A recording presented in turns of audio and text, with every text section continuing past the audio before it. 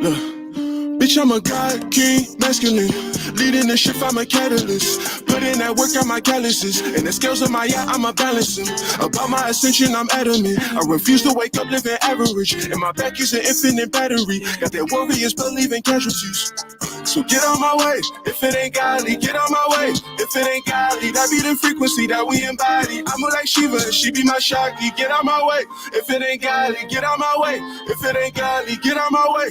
If it ain't godly, get on my way. Yeah. I brought the fire, keep the candle lit. Power in my crown, fuel the amethyst. I push the wave like the Four Horsemen.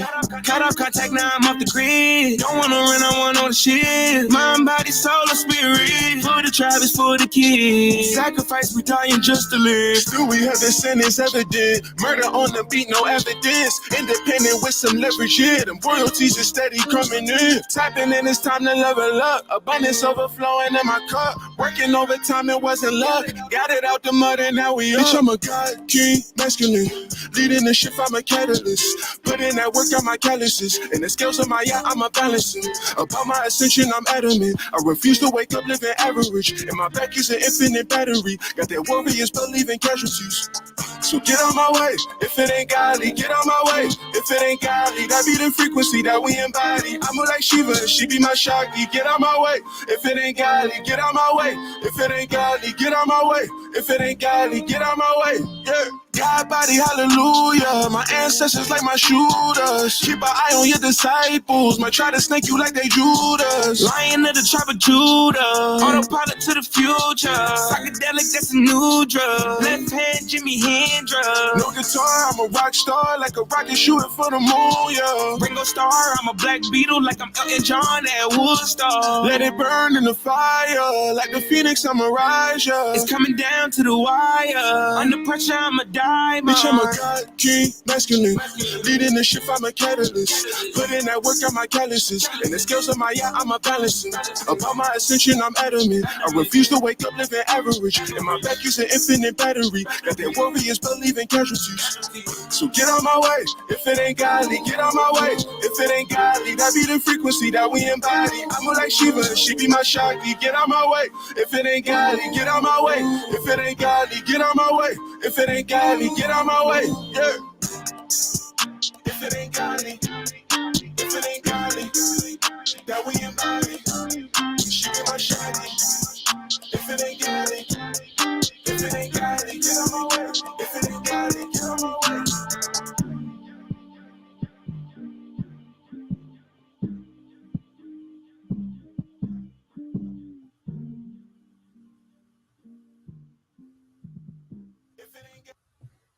All right, family, peace and chaos. We are back. Make sure my sound is straight. Y'all give me a thumbs up in the chat. That music is by the artist Free Soul, spelled FR33SOL. That's off his new album, The Road Less Traveled. And the song is called God King. So get that high frequency music and support it. Let me see if my sound is good. Sound is good? All right. So here at the Spiritual Shade Room, which is the true occult newspaper of Camophis Academy, our job is to educate the masses on esotericism, occultism, hyperlucidity, ufological phenomenon, spirituality and spiritism, soul physics and esoteric engineering, and enlightening the purpose of Christology in one's own path. And of course, we teach the grammatography of the language and vibrations, which is the tonalities within the NAGAPATHU system's very own language, the Gamma Delta FET that we teach on Patreon. So we cover gematria, rituals, mysticism, and spiritual techniques to motivate, encourage, and ultimately for you to realize that you can utilize this research to empower the deities inside us all. So I want to give a shout out to Truth Mafia. Shout out to my Nagas and Fangs up in here. And of course, everyone who's on YouTube or any other social media platform that you follow of me. But what's popping with my YouTube family? What is popping? We are back. It's great to be back. We have great information to share with you all this evening, or it could be night or daytime where you are. But shout out to you either way. Of course, we're going to talk about the lecture today. Just a little bit of things because you guys aren't really caught up with Patreon. We had a great spiritual retreat. The retreat was wonderful. The people who attended, we had a very good time out there. The Call Us by Our Name Ancestor Spiritual Retreat. What a wonderful event we had. So many people supported out there. Here's some pictures of people who came out. That's me with the Souls of Beauty dance. They did a great performance out there. Here's your boy looking like a priest. Had to break out a little priest robe outfit for y'all. Sakima Bay was out there. This is me and Natalie showcasing the Naga crowns. You want to purchase your Naga crowns. They're for esoteric engineering, copper copper alloys and crystallography embedded in it. Of course, other aesthetics of crystals. But it's for interdimensional guided meditation. This is not about showcasing pretty things. This is about helping you because there's a crystal in this contraption right here and this one right over the pineal gland that charges when you go out in the sun or when you're in the moon, depending on if it's a moon crystal or a sun crystal, it charges this area. And that's what gets you in tune with the frequencies. So we have the Naga crowns ready now. And Dr. Angel Green is coming on Patreon tomorrow to speak about the Naga crowns and what that entails for everyone. Let me give a shout out also to Natalie. She was our model for the crown. This is a feminine crown right here. And this is the masculine crown. So you can choose between, either, Nagas and Fang type stuff. Everyone outside of the building. It was beautiful people out there, very beautiful personalities, real cool vibes. This is Empress. She was doing the Tibetan singing bowls.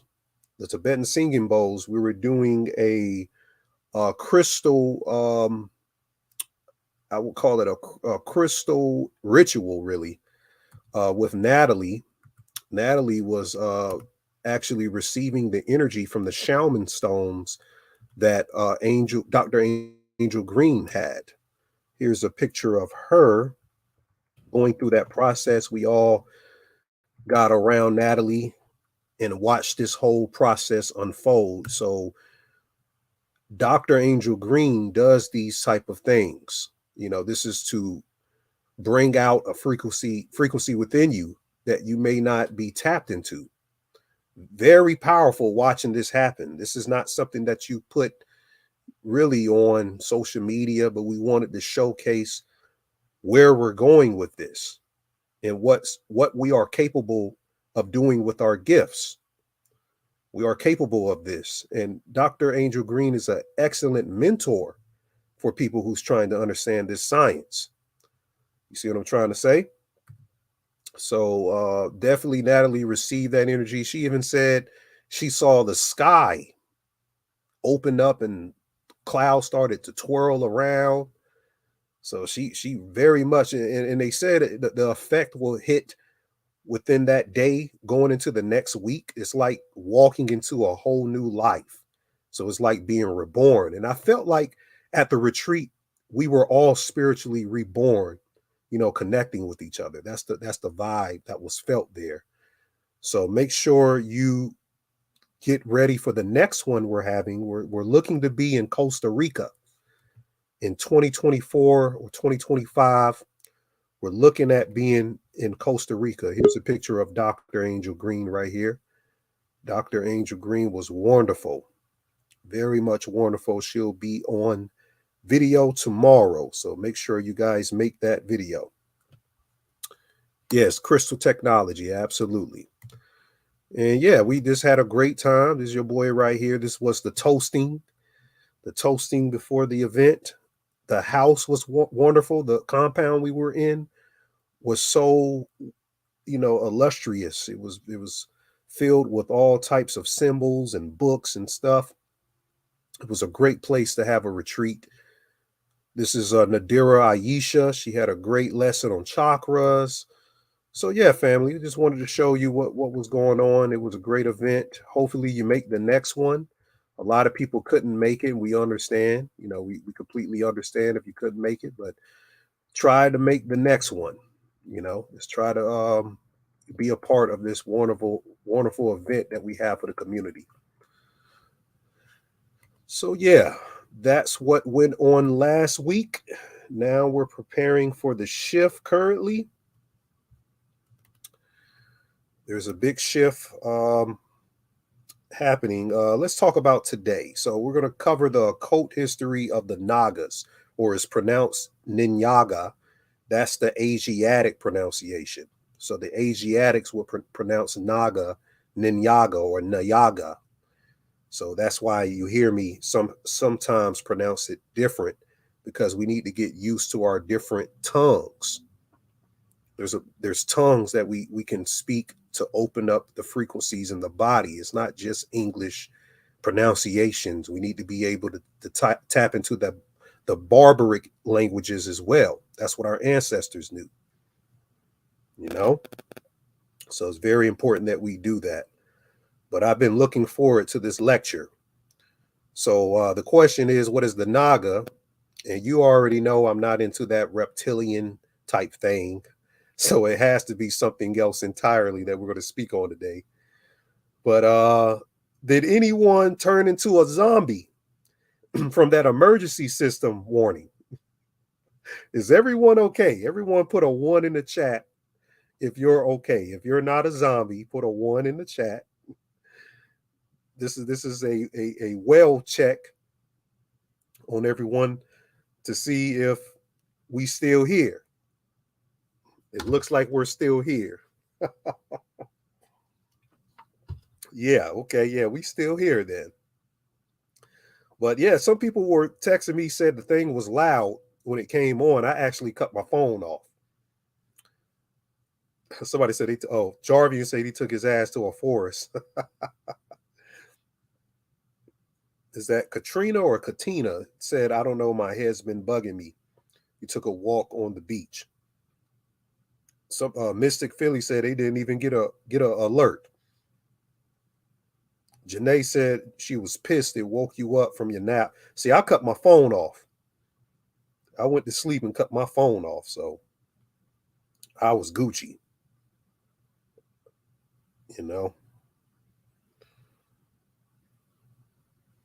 It said it came on so early. So yeah, it's interesting because today is a big Jesuit holiday.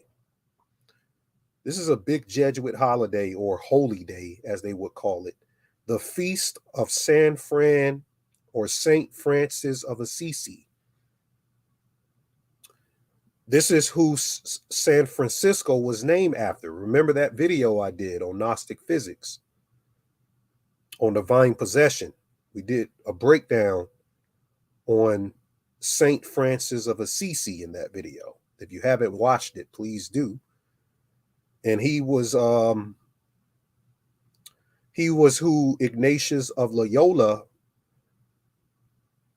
basically, Ignatius read this guy's diary, and when he got the ideal of Jesus being the general and the Jesuits being the military behind Jesus, basically they used Jesus as an egregore, a demonic energy. They can walk up to you and say, well, you can't do this because Jesus said you can't do it, basically. So they started to use Jesus as a demonic egregore, the Jesuits. And Ignatius, he actually got the ideal from St. Francis of Assisi. Shout out to Tommy Truthful. I see you up in the chat, brother. Truth Mafia podcast. Y'all make sure y'all follow Truth Mafia. So that's where Ignatius got that from. But there was a couple movies too that came out on these sonic energy weapons. The automaton people, they were calling us, who's on that frequency. We were in preparation for what may happen if it was an energy weapon. It's not like we were scared of the shit. What's wrong with you preparing for something like that? They started to call it fear mongering. Oh, all of the spiritual community or the woke community are fear mongering. And y'all know I really hate the word the woke community. There ain't no spiritual community. We're in pockets, pretty much. It's a bunch of pockets and other people calling themselves spiritualists. You know, they out here acting like they are on that type of time, but we know what's up. We really know who's on that vibe and who ain't. But yeah, the automaton people were calling our preparation for this October 4th date as fear mongering, when we were just asking questions to what is the root of the FEMA test. Why are they doing that? What's the purpose of it? Is it something underlining to the reason that they're doing it? There's nothing wrong with asking questions. There's absolutely nothing wrong. And based on what happened with the pandemic, everyone should go up on alarm anytime the government announces some shit. Everyone should go on alarm. I'm not saying you need to fear it, but you better be prepared. We got caught with our pants down with the C word. Nobody was prepared for that. That changed all of our lives. You see what I'm saying? Just asking questions. But yeah, they were saying, oh yeah, y'all are fearful. And I was like, Lord, you know, those type of people are the worst, man. They think they're so in sync with reality because of their continuity with socialism and mind control. They're under mind control. They don't know it. Or you may get the so-called spiritual people doing performative acts on social media. Y'all are so fearful. That's why they always get y'all energy, because y'all are fearful. They do these videos and shit. That's all performative. If you see that, all of that stuff, they're performing. You know?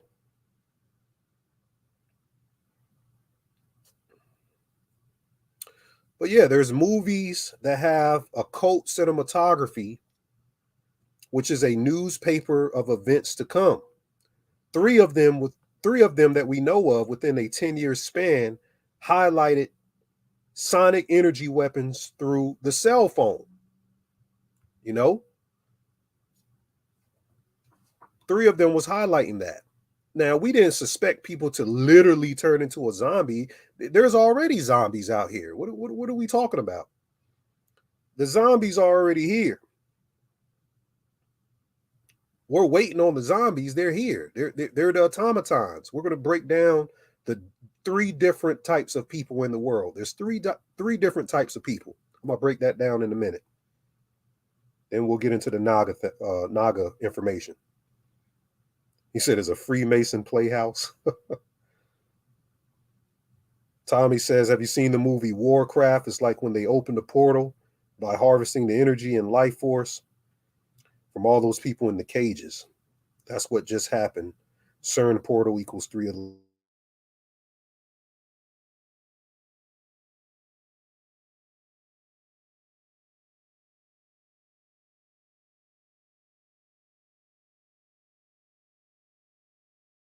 We just had the Harvest movie. You have to check that out. It's going low for $5 right now. So you can get a Patreon tier right now and get all that information. I've been breaking down the Wheel of Time TV series, the Castlevania Nocturne that just came out. And we went into Taylor Swift. Man, we did a major breakdown on Taylor Swift yesterday. All of the stuff centered around her is connected to the Harvest Moon. In that video she had with Ice Spice, Karma, with them holding those lassos to the moon and Saturn. If I get time, I might go back into it today. If I get the time for it. But yeah, the zombies are already here. The zombies are here. What's going on, my cherry? You saw that, Adonijah. Yeah, that was a crazy breakdown. It was real crazy yesterday. We went into that on Patreon. But remember the movie Sail? Who remember the movie Cell with John Cusack, Samuel L. Jackson? Now, John Cusack, he's starring in the TV series Utopia. The movie Cell came out in 2016. There's something with the Fibonacci code and the number 16 in the tower card in the tarot deck. It's connected to that all. But he was John Cusack was in Utopia with that popular scene speaking about how the jab could be changing DNA. If you haven't seen that, look that Utopia scene up. Check that out. But then you got Samuel L. Jackson. He's in the movie Cell, which is talking about the cell phone frequencies, and he's also in this movie called Kingsman: The Secret Service. You got to see these movies. Now, Samuel L. Jackson represents Samael. Angel Samael. Let me explain this real quick.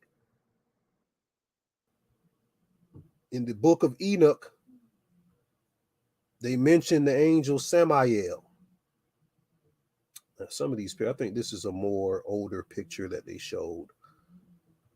Let me look for one of those.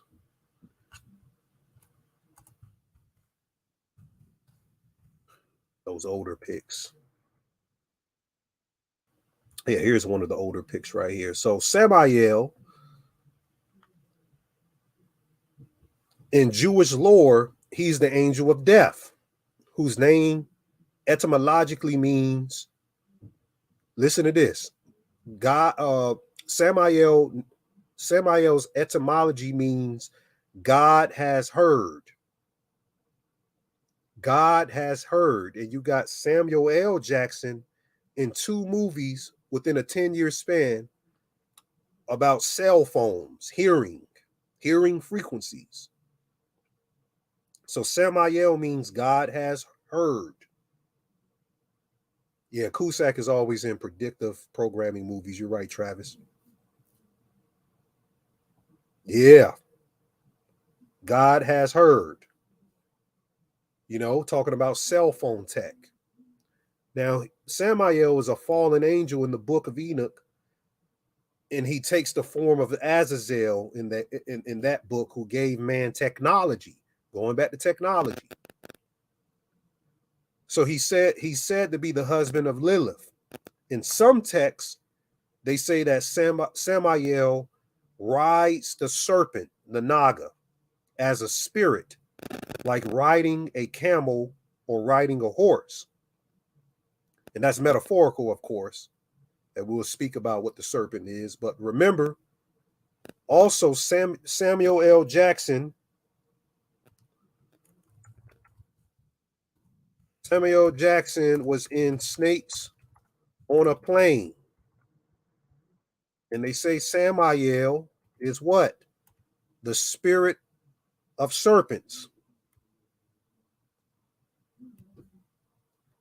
So he was on the movie Snakes on a Plane. You see how occult this is? Samuel L. Jackson.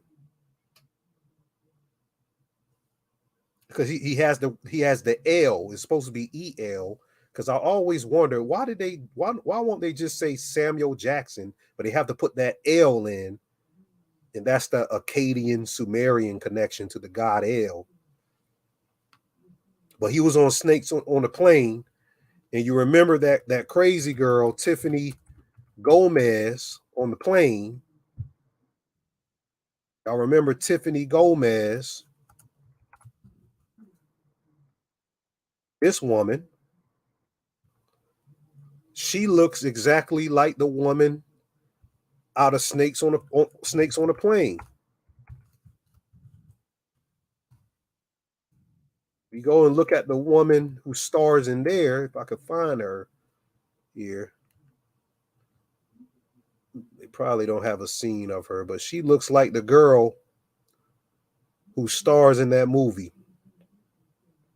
Is this woman? It's not a good picture, but this woman looks just like her.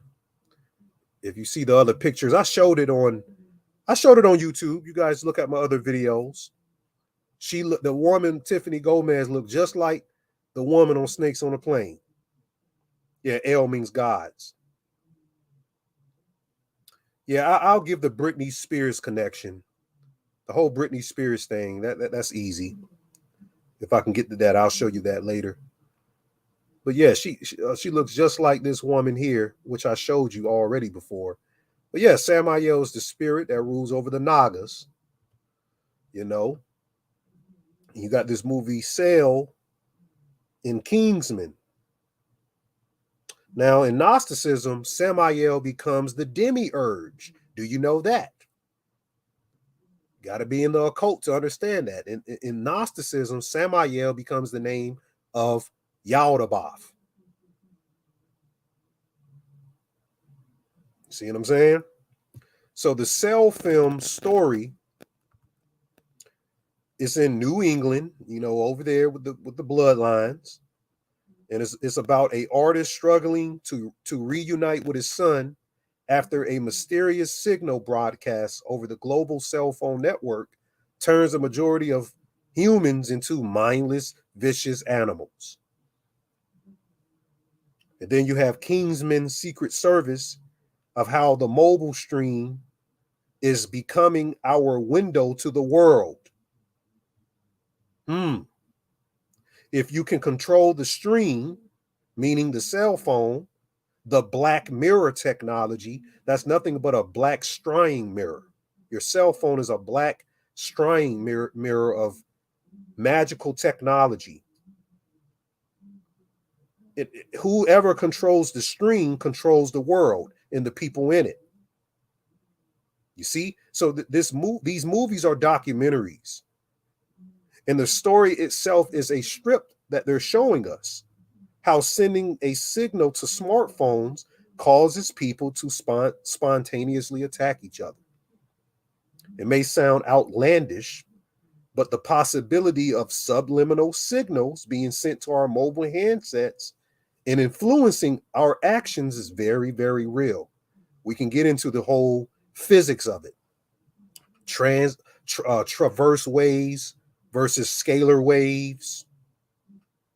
Nikola Tesla said weather control was caused by the bombardment of interferometry of scalar waves. Even the Babylonians knew about it.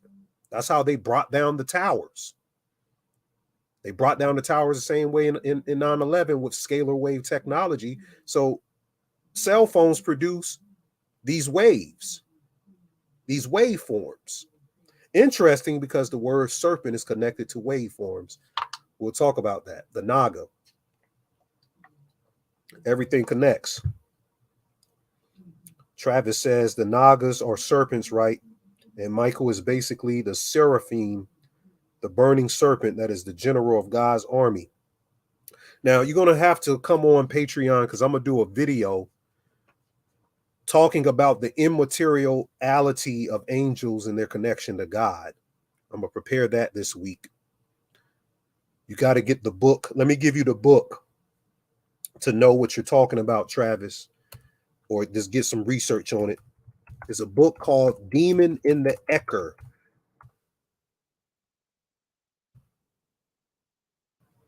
It's this book here by Joseph Farrell. This is a must get book for all of you guys. So if you don't have the scholarship, you know, you got to have it to back what you're saying. And he's breaking down the patristic lineage of church fathers and what they said about angels to the relationship to consciousness and the occult. Then he connects it to ancient civilizations.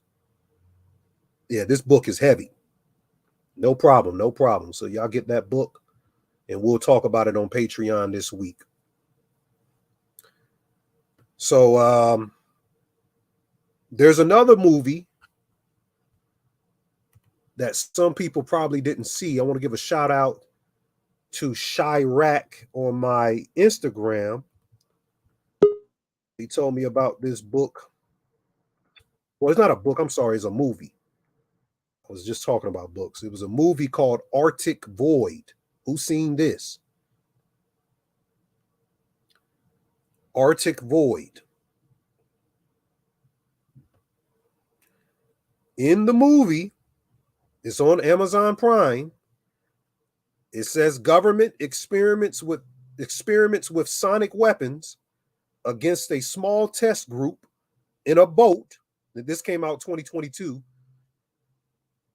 So government experiments with sonic weapons against a small test group in a boat and surrounding townspeople with what can only be explained as a vibrational frequency sound barely audible. Remember in the movie Black Panther 2,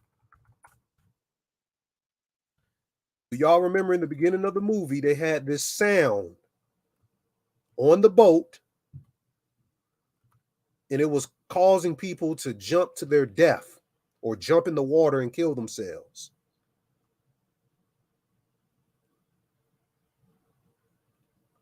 You see?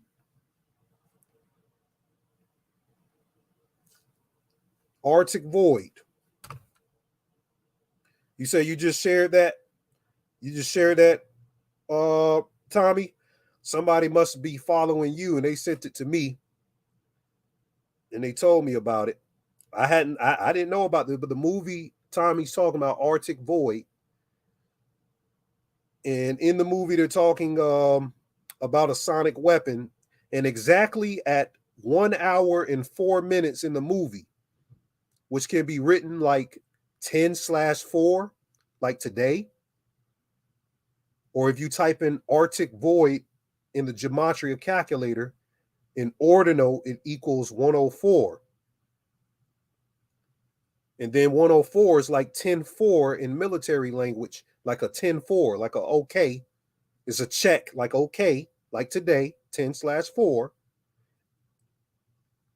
And they're stating in the movie that it was filmed in the location of the Pyro Midden Salvaborg. I don't know, it might be Russian. But if you type that in the calculator, in reverse reduction, you get 104. Also, vaporize equals 104. You see?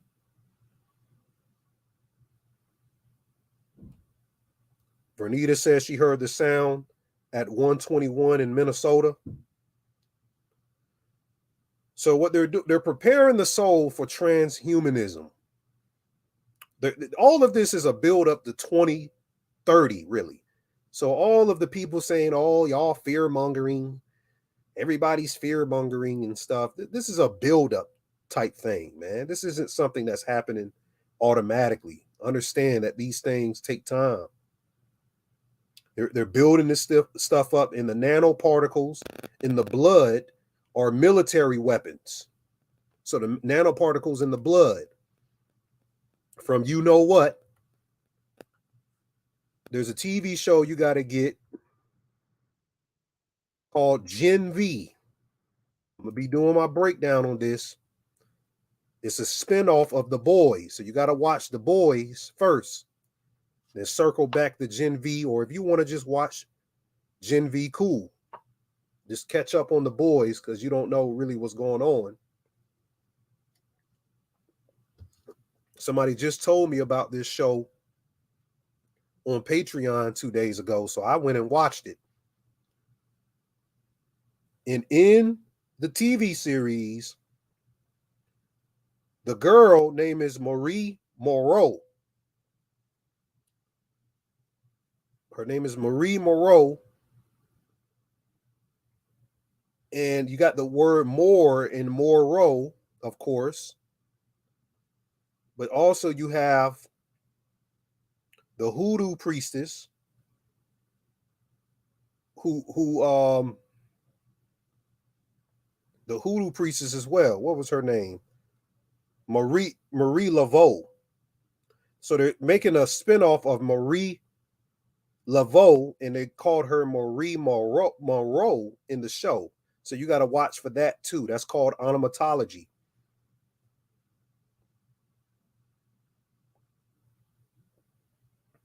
Now, The girl, as you can see, this is blood coming out of her. So she cuts herself because she killed her parents. But what actually happened, she kills her parents after discovering she had the power to telekinetically control blood.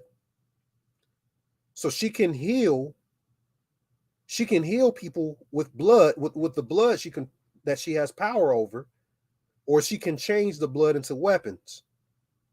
But she was surprised at her ability when discovering on her first period she had in the bathroom. She had a shocking reaction which caused her to sporadically murder her parents, make them explode from the inside out. But they were just showing you that it's in the blood. The soul, see, the emphasis is in the blood because there's a partial soul in our blood. The soul is a collective. And the ancients who taught the Egyptians, which were the Typhonians, they said it was 7 souls. And most people only develop the synchronicity with only 3/7 of the souls in a lifetime. The people that can envelop into the 4th and 5th soul are prototypically a priesthood genetics. That's when they have all of those programs for gifted children. Most of us were gifted children because we saw past all of the bullshit at an early age. Even if we didn't change our perception of reality, we always felt something was wrong and we always felt something special within ourselves. Can anybody attest to that? Put a 1 in the chat if you always thought there was something special about you. You just couldn't pinpoint it at first. What's going on, Miss Aline? You said GenV released on September 29th, the 69th anniversary of CERN and Saturn.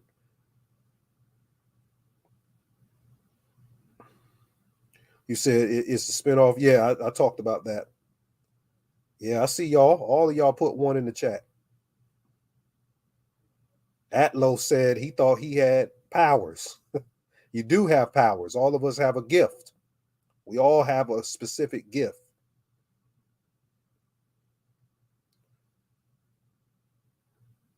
They said it's Melon in Homelander for melanin. Interesting. Said people stay at certain levels at teaching. Thank you, Ani. There is a lot of you to learn still. You can't understand being a woman with the moon cycle. Yeah, there's something powerful with the woman's menstrual cycle. Go get the book Dragon Time.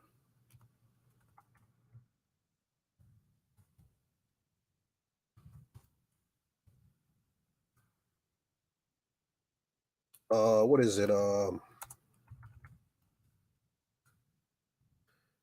a book called Dragon Time. Did they change? What was the name of that book? Yeah, here it goes. Dragon Time, Magic and Mystery of Menstruation.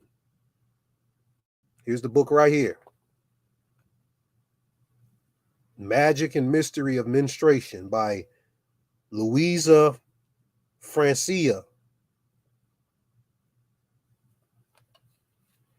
I'm gonna find the books. You know I'm gonna find it.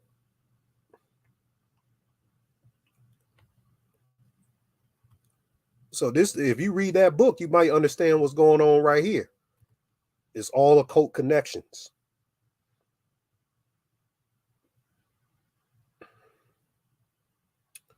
So it's a priesthood of genetics called the Kohaim or the Christo seeds who will experience the multidimensional forms of avatars past the human existence. See, some of these people, they're going to die human and they're going to be trapped in an astral plane of human perception of reality forever. Their soul's going to be trapped in that forever.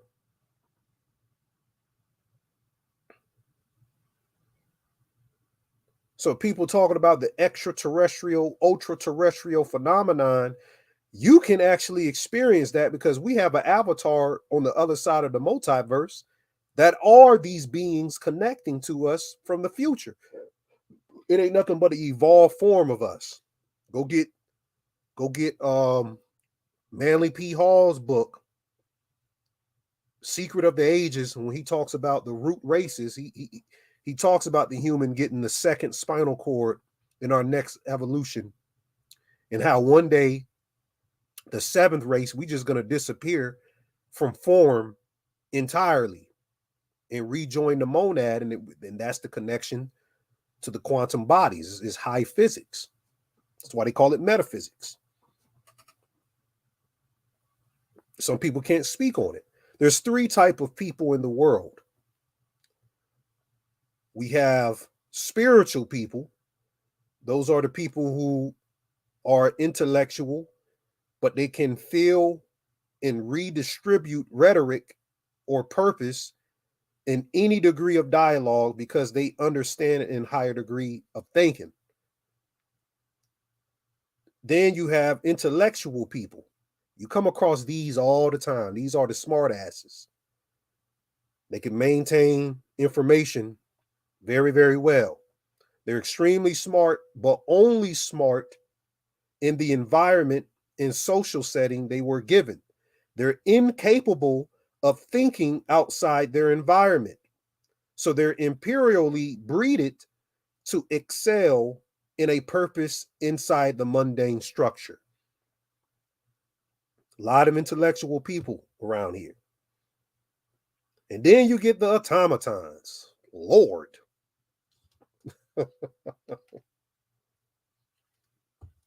Don't we come in contact with these a lot? These are prototypically people with no ambition. They're programmed directly within the government's game. They fit right into the demiurge's trap, and they have a refusal to think outside the box, and they will follow the masses before they make a solo observation of what's happening. Don't y'all know people like that? Distraction Factory says, are the ones who are completely asleep, less evolved spiritually, do they keep coming back here? Absolutely. Now you got to get the show to speak on what Distraction Factory just said. You got to get the TV series Wheel of Time. Wheel of Time, which is talking about these ages of these people who channel from a power. There's an energy they channel from called the one power. They discovered it from this tree. So it's all Kabbalistic, the tree of life, tree of death. And they realized that this tree was connected to this energy that we could tap into. Same free energy theory of Nikola Tesla. And they started to invent flying vehicles, all types of stuff, by connecting to these etherical energy. These are these cords that connect them to the one power are the Nagas. I'm gonna explain that. That might go over some of your heads, but we are connected to a system. I'm gonna explain that in the middle. I'm gonna give you I'll give you the physics of it in a second. Yeah, the spiral technology. You see that, MC? So we're breaking down Wheel of Time. The last episode comes on Friday. I told you your homework on Patreon. Finish the Wheel of Time, and we're breaking it down. We're going to decode it for the finale of this season. But basically, these people keep coming back in reincarnations from previous ages, and there's a Dark Lord. It's called the Dark One, an alien warlord that's trapped in a portal called the Boar. And I showed pictures of how the Boar, let me go back to the pictures. I'm glad Tommy's in here because, bro, in that show, they're showing the CERN machine. So this is them meeting here in the White Tower. These are the Aes Sedai, the women who could channel. In every age, it produces a man that can channel. The man is called the Dragon Reborn, and he's the champion of light to defeat the Dark One. They're just talking about polarities of the mind with magic. But you see, so this is the dark one, but you'll get images. This is the CERN machine here. This is the White Tower in the show.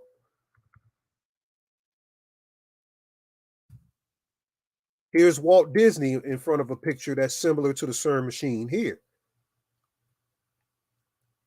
So the semiotics, the study of symbols, they're showing that this is the Ouroboros, this is the Naga.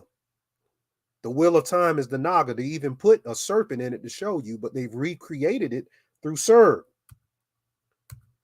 And here's a picture of Jesus coming out of the tomb. Don't that look like the CERN machine?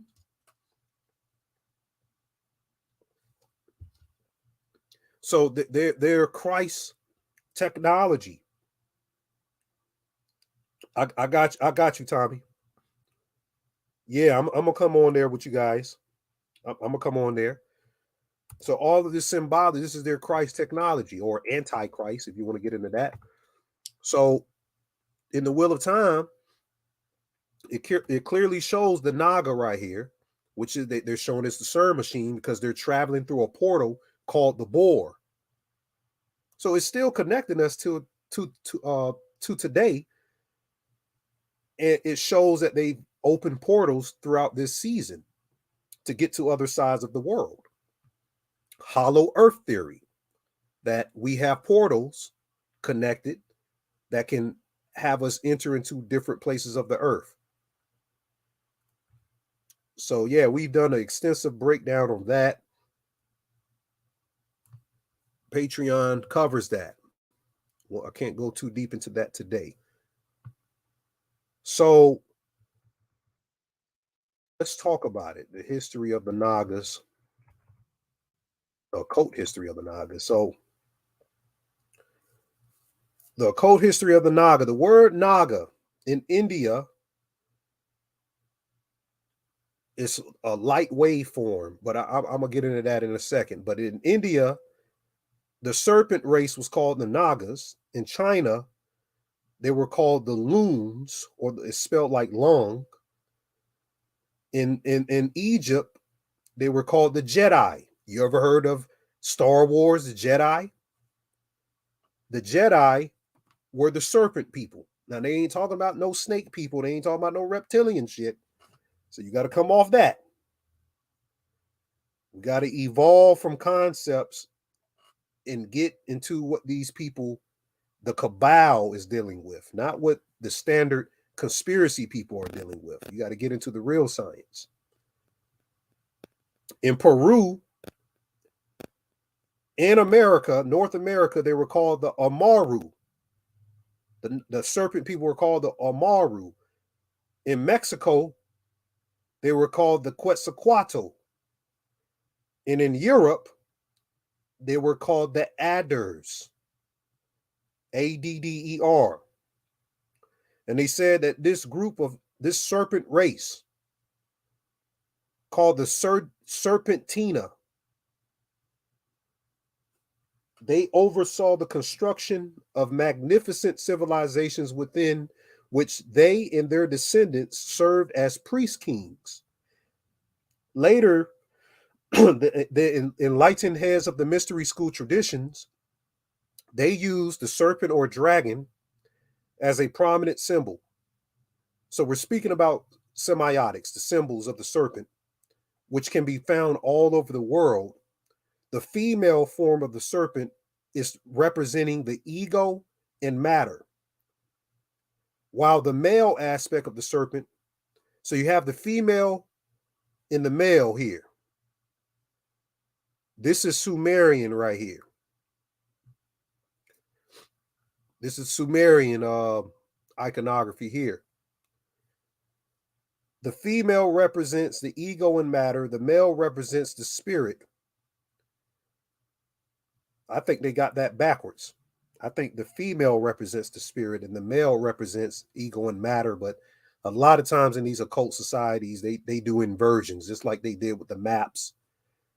South is actually north. West is actually east. They flipped everything. And the feathers and the hues of gold and blue, the union of the male and female produces the androgynous winged snakes called the feather serpents. So you have the feathered serpent is the androgynous. Well, it would be a picture sort of like this one right here, but I have other pictures I'm going to show you. That represents the androgynous feathered serpents, the azure dragons, or they're called the golden cobras. So the Jedi in Egypt is the androgynous golden asp. And the symbol of the loon or the loon in China is the androgynous golden dragon. In Quetzalcoatlus in Mesoamerica, they're called the plume feather serpents. And of course, the Nagas in India, they're called the royal hooded cobra.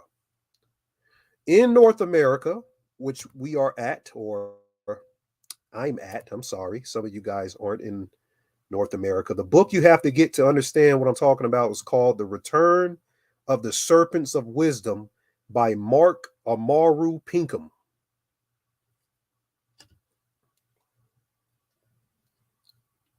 In North America, the legends of the Lakota and Sayo Indians talk about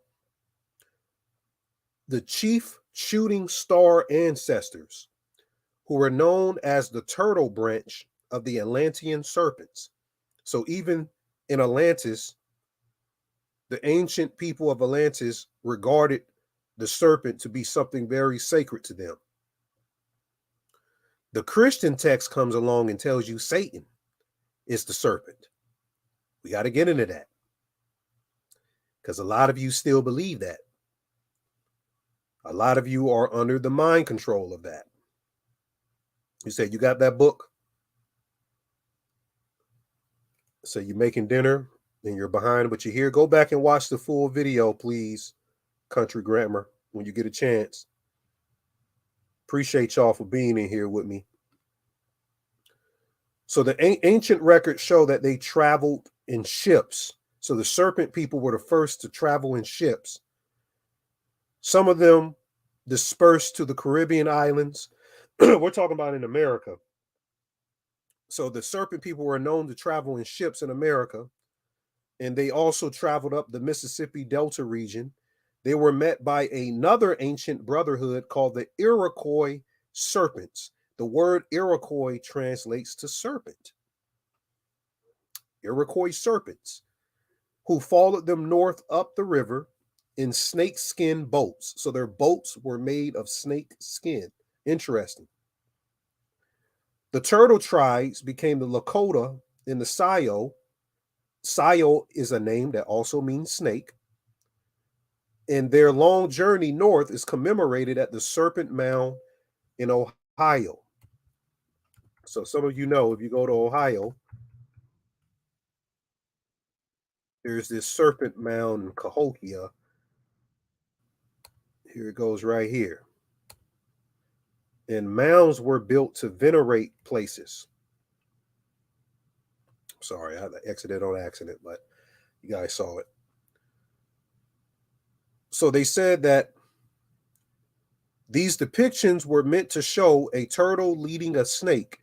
In Egypt, the builders of the Great Pyramid were said to have used a creative power of the vortex. And they said the vortex was called the dragon's lair. And the dragon's lair, or the vortex, was a sophisticated anti-gravitic technology to move and maneuver 2.5-ton blocks into the place of the pyramids. So they used the energy of the serpent science to build the pyramids. That's why the Egyptians had the Uraeus crown. They were showing their commemoration to what the serpent represents, which don't got nothing to do with no satanic shit.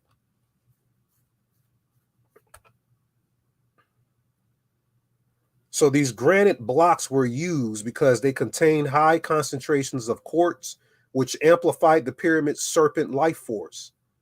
The practice is still used today all over the world, where modern day transmitters and TV masts are always preferably sited on granite or sandstone rocks. You ever notice when you pass by the cell phone towers or the TV towers? It's supplanted in granite. They're using the same technology they did in these other places.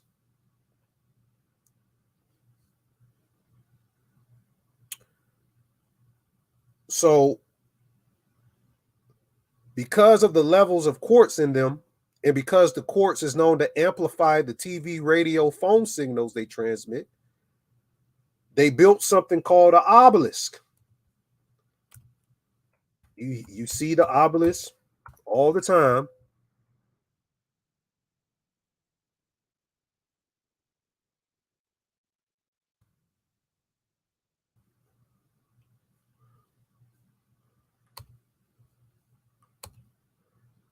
This is an obelisk here. They started to build the obelisk. They called them pylons in the temple of Set, or they use the pylons. That's how they connect your phone. Your cell phone. What you call it? Telephone lines. They're rebuilding the obelisk when you see that. But did you know that the word obelisk means frozen snake? The word obelisk means frozen snake, and they were said to mark many dragon layers. Now, the ley lines on the planet, there's things called dragon path ley lines. So the ley lines are structured in something called dragon lines or dragon paths. You see? And they built the HARP technology based on the dragon paths. They don't have any HARP sites in Africa, interestingly enough, but it makes a pyramid. If you see the dragon paths here, notice there's a pyramid right over this area of Africa. And they just had a big earthquake and a big flood. So they don't really even need to build the technology there. They can just center the HARP scalar wave weapons in certain regions across other continents and hone the energy in and encapsulate an area to induce these natural disasters. They're called dragon paths. Look it up. A book you can find that in. Get the book called Gaia Matrix.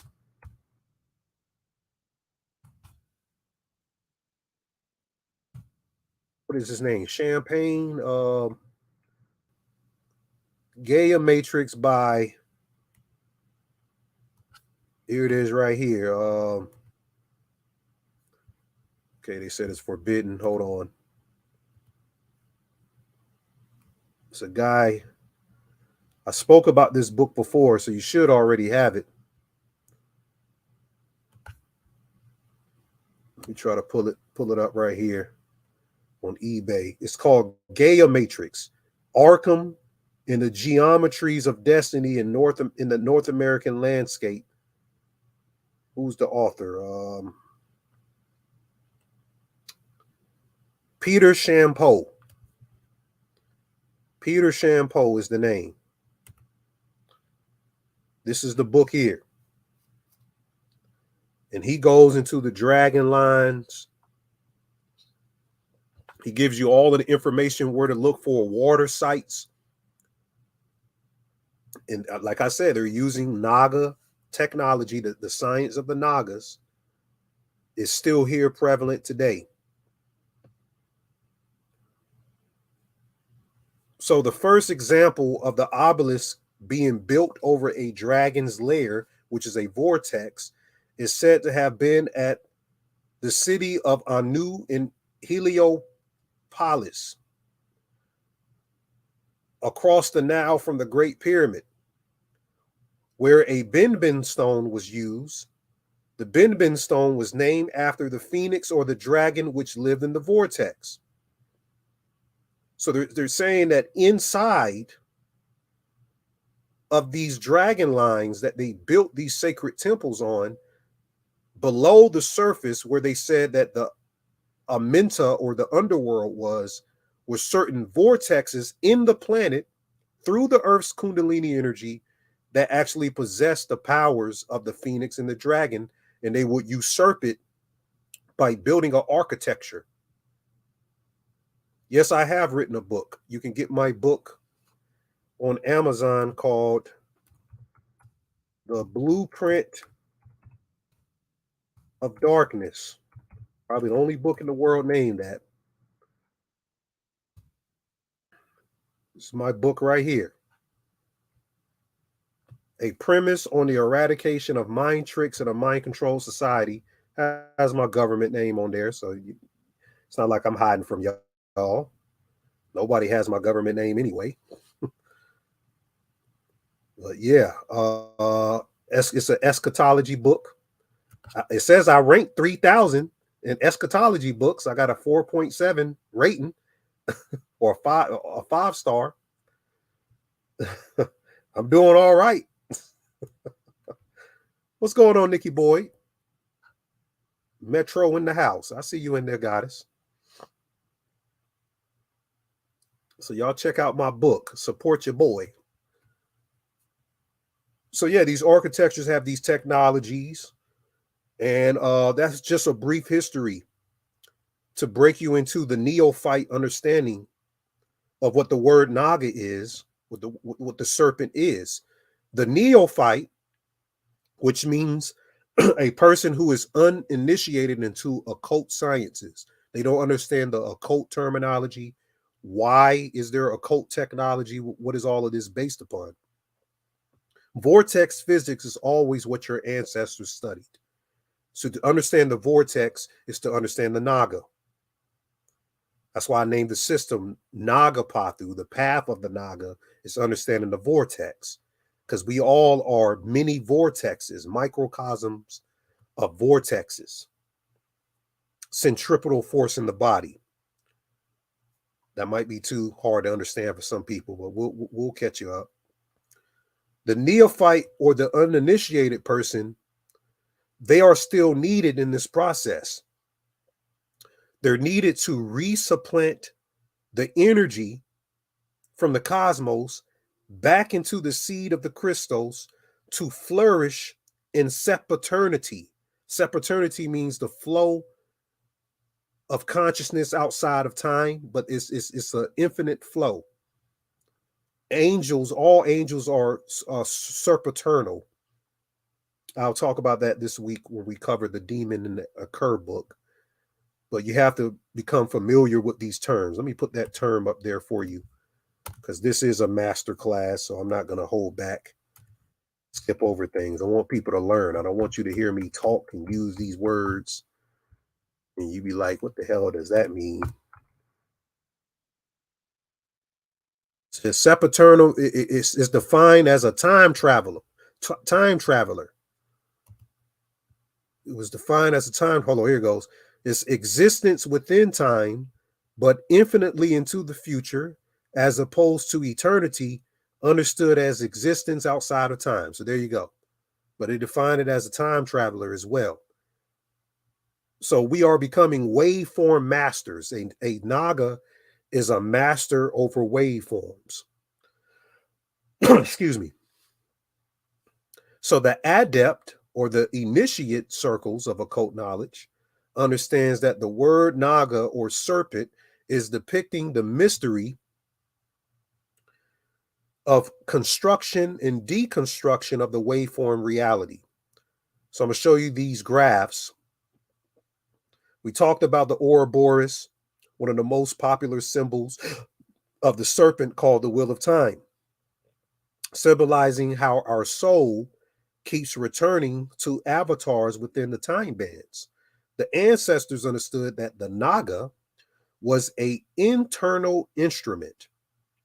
So it says down here, it says the serpent symbolizes Antakarana, the internal instrument of the higher ego, which serves as the connection between the higher and lower mind. So here's another occult definition to what this centripetal force is within you. The word Naga, it also means the light of the universe. It means the light of the universe. But the word serpent translates to the word sir or seer in Ben, Hebrew, seer Ben, which means Sirius light, the light of the Sirius star. Take the notes of this. Write these notes down. People ain't going to break the etymology down. Sirius star and the light that comes from Sirius.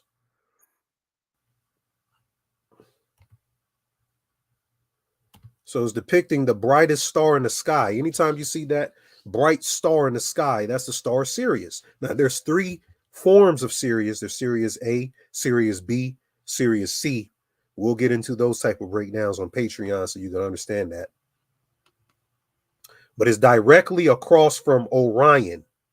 So there is a synergetic connection to Orion in the constellation or the red giant Betelgeuse, which they're coming out with Beetlejuice. I think Beetlejuice is coming out next year. Yeah, I think it's let me look it up. Yeah, Beetlejuice 2 is about to come out. And it's crazy. Just speaking about the word Betelgeuse is the original word for Beetlejuice. And they're coming out with this new movie of Beetlejuice, ironically, during the time that Betelgeuse is getting ready to explode. A lot of people think the pandemic had something to do with the Betelgeuse star. And just to make a small connection, I found some photos that they got Beetlejuice from a spirit.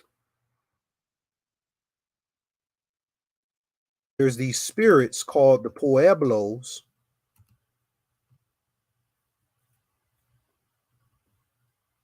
It's in Native American, in some cultures in Mexico.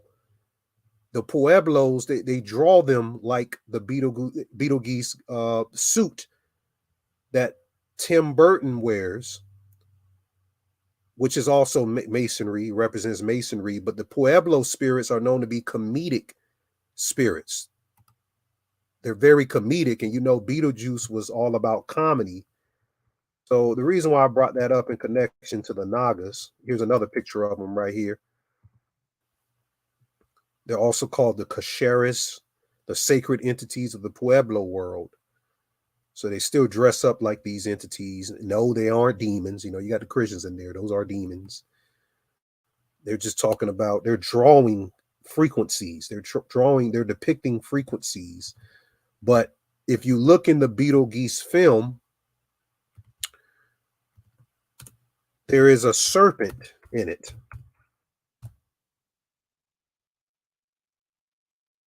Have y'all ever seen the Betelgeuse serpent? It's in the film and is on the planet Saturn. And he also turns into a serpent halfway in the film. So Betelgeuse is also a occult film on Naga science. This is them on Saturn facing the serpent. It's a serpent inside of a serpent. So there's some extreme occult semiotics in this film. Yeah, they call them sandworms, but they're serpents. They're absolutely Nagas, if you want to call it that. But yeah, they call them sandworms. You said that used to scare you as a kid. You said, would they be considered a trickster figure or gods? Nah, they're not tricksters. They just are comedic spirits. So sometimes when we tap into the comedic side in our minds and our subconscious, they just represent that comedic half of us. They're not tricksters. So just getting back to what we're speaking about, the Naga represents the light of the universe. Serpent translates to Seer Ben. Seer and Ben means the Syrian light. Now, Aleister Crowley named their lodge the Argus Argentin. Here's some occult knowledge for you.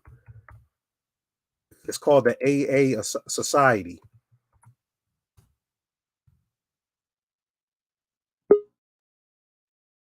So it's called the Ostrom Argentin. You ever heard of the AA? This is the seal of the AA here. And do you know that the AA, the Ostrom Argentum, means silver light? See, it says Argentum Ostrom is Latin for the silver star. The silver star is Sirius.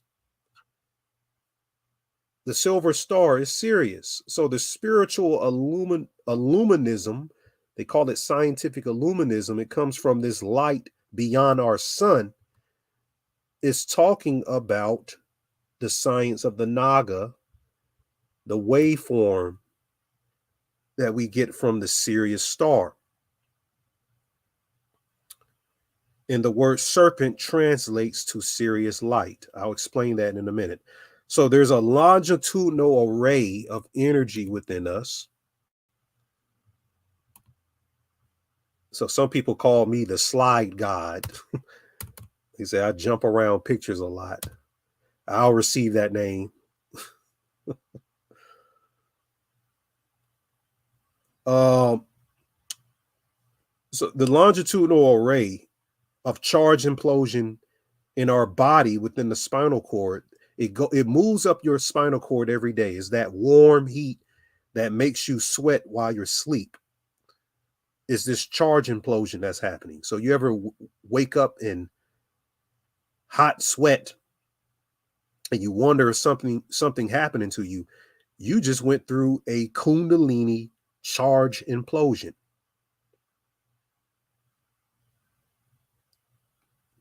And it's actually what's keeping our body warm. The sacred fire, the heat that keeps us at 90 degrees is the serpent within us. You said with the AC on. Yep. You can't stop because it's called cold fusion. You can't stop it. Scientists still don't know what cold fusion is, but it's in your spine. It's inside of your spinal cord. Well, it's inside of the body in general, but the spinal cord is like, it's like a phase conjugator. It condenses, like a condensing system to it. You said, what about the 3 days of darkness in Dravalo's book? Not sure. I have to look into that. I see you, Dom. What's up with you, brother?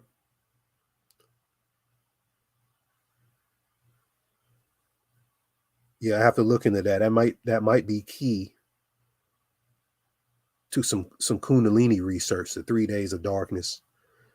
But it's talking about a longitudinal array of charge implosion in the spinal cord. And what this graph right here is showing is how the cascades of phase conjugated networks of free energy exists harmonically through us all inside of what's called the Earth's Kundalini. So this graphic shows the internal spin orientation of the serpentine flow that's within our body in form. This is what we truly are in the spirit realm.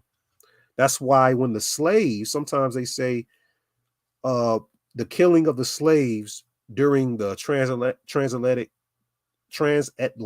slave, the whole slave thing, when they threw some of the slaves off the ship, they always say that these hurricanes come from the west coast of Africa where the slaves were taken from and end up bombarding the areas on the east coast in the southern regions of North America for some reason. Why does these hurricanes keep hitting these areas? Going back to the 1600s, they say that the souls are making their way back in the passage of the transatlantic slave trade. A lot of people can accept that. A lot of people dropped out. dropped out the room when I explained that, but that's the truth. We gonna give you the truth on here. We ain't playing around. So yeah, absolutely. Dan Winter is one of my teachers as well. I did a video with Dan Winter on Generation Z. He's what introduced me into phase conjugation in the Kundalini. You said, is that spin counterclockwise or clockwise? It depends. The feminine is counterclockwise, the masculine is clockwise. And your whole life, you want to spin the spin orientation of the serpentine flow within you the opposite direction. That's what unlocks DNA. That's the secret. Yeah, I know about that. The flower of life is a demiurge trap. I talked about that. It's base 10 mathematics, Kabbalistic mathematics. It can only be built on a system of destroying something and building something on top of it. That's what the Kabbalah is teaching you. The Kabbalah and the Klippa. Speaking about creation and destruction, that's the powers of God. The powers of God, the power of God is creation and destruction. And in Drunvelo, wherever his name is, Melchizedek, I don't know if he's done the research, but he's that whole Metatronic flower of life Fibonacci spiral. It locks you into the matrix. The mathematics is off. That's why we only go off Catharic mathematics, base 12 mathematics, because there's 12 strands of the DNA, 12 constellations. We add, 2 extra. The 13th represents you in your transformation. But yeah, I don't. Yeah, it's called the Daisy of Death. That's what they call it. I don't really go into the flower of life and all of that, because the more I research it, it resembles Kabbalah. And I'm not trying to be trapped down here fucking around with these people.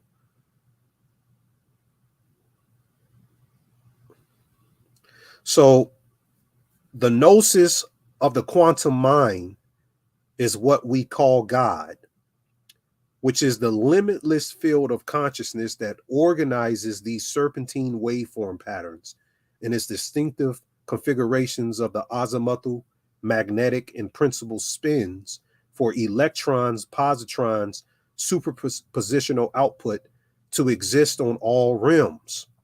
And how the serpent or Naga energy flows through us is through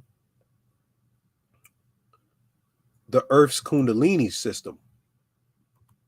Let me talk to you about that real quick, because a lot of the ancient natives in America have a lot of research on the path of the Naga in its relationship to the Earth's Kundalini.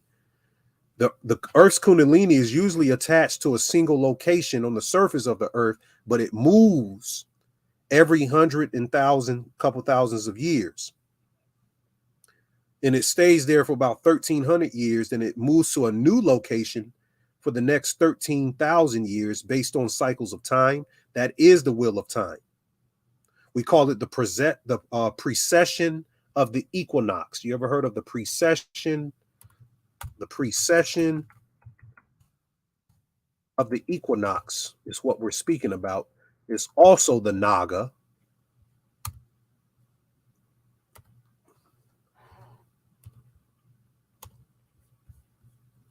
Okay, so when this precession moves, our ideal of what spiritual is and means changes. That's a big note. When the precession of the equinox moves after the 1300, sometimes it's a couple of hundred years, our ideal of what spirituality or what spiritual is changes. So we're constantly changing metamorphically into what our concept of what spirituality is. Then it transforms according to the new energies of the future cycle, leading us into a higher spiritual path. So the Kundalini has two poles. One is in the exact center of the earth. You see with the pole star here. Then the other is located on the surface somewhere in anywhere in the world. It is the consciousness of Gaia herself that decides where it is to be. I told you last video, you're trying to get back into the mind of the mother. That's the mission. We're getting back in the mind of the mother. The mind of the father is the relationship to the ego in the Western astrological system. We got to get out of that. That's what traps us. So there is a pulse of exactly 12,920 years when the polarity of the Earth's Kundalini changes to the opposite pole. And it simultaneously changes location on the surface of the Earth. So when it shifts to the other, it'll shift to another part of the planet. And I'm not saying that the Earth is a sphere or is round. I don't care about none of that type shit. I'm gonna get the F off of Earther. I don't want to curse too much. They mark my video, but I'm gonna get off of Earth person. I'm not a flat earther or a round earther. I don't really care.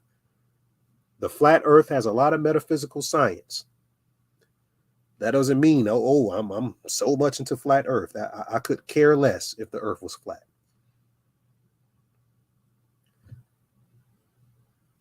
Yeah, the Earth has chakras. That's those vortexes I spoke about earlier that they built these ancient monuments upon. The dragon layers. Those are the chakras of the planet. So the new location shifts when one side of the polarity ends up on the opposite. And then the new location permeates and it rapidly wakes up the people living near that sacred point on the earth of the dragon lines. And it also sends a frequency into the electromagnetic grid surrounding the earth.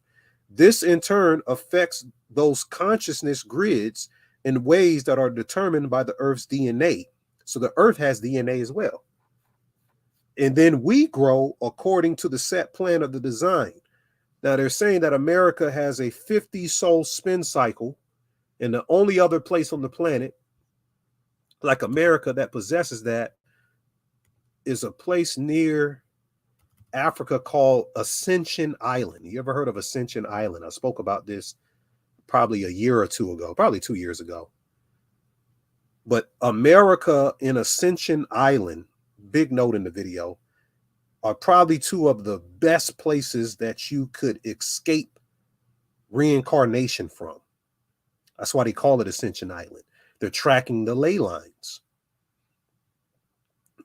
So Ascension Island would be around this area, you know, right in between South America and Africa. And these are two of the biggest areas that some of these occult cryptocratic groups are trying to escape reincarnation. They're setting up shop in Ascension Island, which they move a lot of people out of there. They don't let people live there really. And in America, there's places in America. That's why they got everybody coming to America. There's places there that you can escape. The cycle of reincarnation. You said the temple of Kukulkan, the Mayans observed the shadow of the serpent at the equinox. Powerful, Adonijah. Gwendolyn says we go into multiple vortexes. I'm just thinking, absolutely. You a vortex yourself.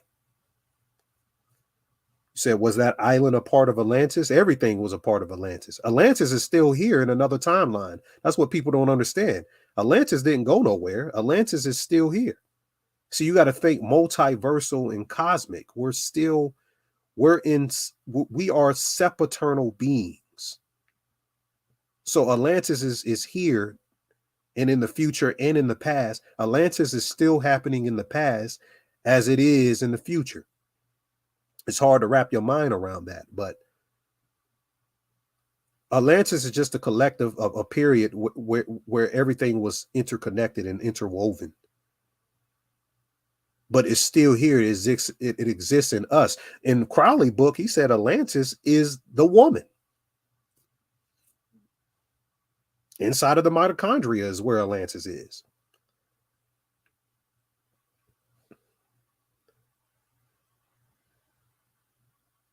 So you may believe you know what the precession of the equinox is and what it means, but there is something extraordinary about the cycle called the serpent of light, or the Naga. The precession of the equinox itself is merely a wobble in Earth's axis. It's a wobble or revolution that requires a little less than 26,000 years to complete. Then the period of one revolution is 25,000 years. And if the axis of the Earth was a pencil, turn the circle drawn from one of the ends as it would appear below, just like I showed in this image.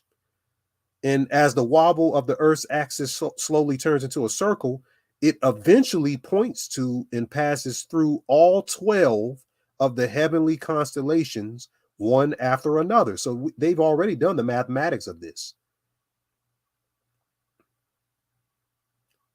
This means that the precession of the equinox points to or enters a new constellation every 2,000 years. In other words, there are 12 divisions of the precession of the equinox, each division representing a different constellation. And that's why they call it the age of Aquarius, the age of Pisces. And most of the ancient civilizations were aware of this in the 12 divisions of the night sky. So they connected symbols like the serpent and the Naga to represent that. A symbol is a thing conventionally regarded as typifying, representing, or recalling something, especially as an ideal or a quality. It's a mark or character taken as a conventional sign of something object, ideal, a function, or a process. Or it could, like an example, represent like the letters standing for the chemical elements or characters in musical notation. So I'm presenting the hidden insight of the information of the Naga occult history that's rarely spoken on because the obsession with the third dimensional constructs of meanings, which leaves out the interwoven esoteric definitions to the terminology of the ancient world. The first form of the Naga was a female. Let's go a little bit deeper. Hit a 1 in the chat if you all right with the info. Everybody's understanding. I'm going to do questions. I will do questions today and allow for you to come on. But the Shell symbol, your gas station, the Shell gas station, it was a symbol representing the goddess Oshun, but it also represents the Nagini, the 7 serpent-headed deity Sevefk that I spoke about in the 7 Souls video. But it's a Naga symbol. You know, 7 chakras and everything, but it is deeper. There's deeper science to it. Completion. But the female serpent mother is called the Nagini. She was the first seven-headed serpent, or she represents that mother mind, the great mother's mind that's within our subtle bodies. And her name was Nagini, from the Asian legends of the Mapo Ruagan. And it says that she, as the first Naga, hovered on the consciousness of the human race in numerous myths as she manifests, crawling out from the darkness bowels of the inner earth into the sun and plunge into the realm of endless chaos of the void. Her children, which were called the Nagas or Nagas, is speaking about the fall in inertia to escape critical velocity. Okay, let's comprehend that. So her children, so she produces children. this consciousness, this field. And the secret is speaking about how it's the fall in inertia within the physical third dimensional construct. There is a escape in critical velocity, and that represents what the Naga is, what it is to us metaphysically, the escape of the critical velocity. You know, you just ask the question if you don't understand that. So Nagas are the caduceus cascade. You ever saw the caduceus symbol?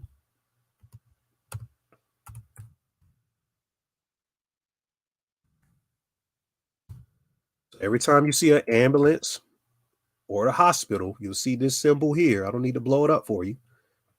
Why is there wings on top of it? It's talking about when the mind opens up, when the two Nagas reach the escape of critical velocity, then your mind is able to leave the third dimension. That's what the wings represent.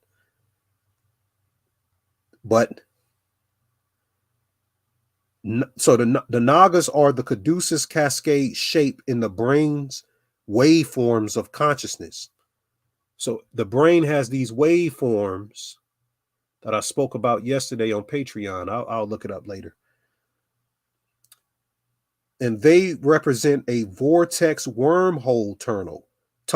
So the Nagas is also the wormhole tunnel out of this rim, which is a tube that exists inside of a bliss trance state that plasma vortexes form out of. So when we experience bliss, you have bliss either from orgasm in sex, or they say at the point of death. A lot of people don't know. They say when you finally leave the body, it's going to be the most blissful orgasm that you ever felt.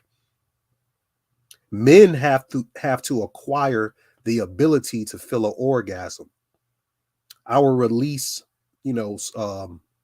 ejaculation isn't an orgasm. It's a feminine trait. But the purpose is to conjoin the energies. This isn't a gender debate. This is a conjoining, becoming androgynous. That's what the serpent represent. One side represents electric, the other side represents magnetism, electromagnetism. Ida and pendula. Up our spine is electric magnetism. It's all electric universe physics.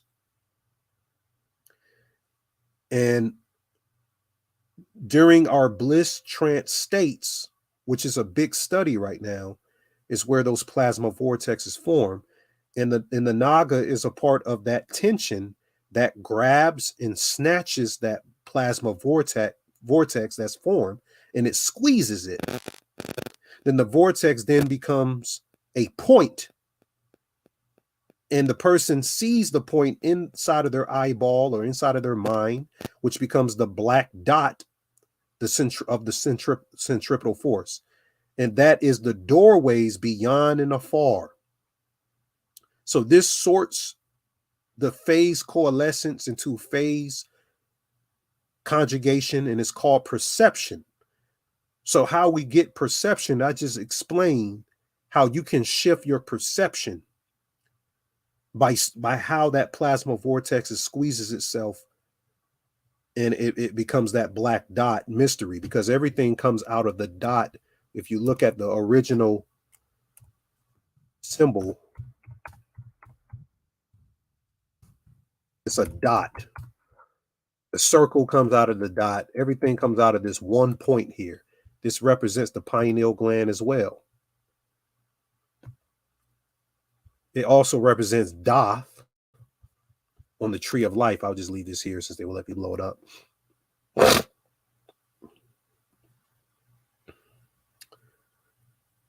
So I'm speaking of a symmetry in a frequency rhythm of brain waves, and the aura that we possess can only become symmetric until your attention is symmetric.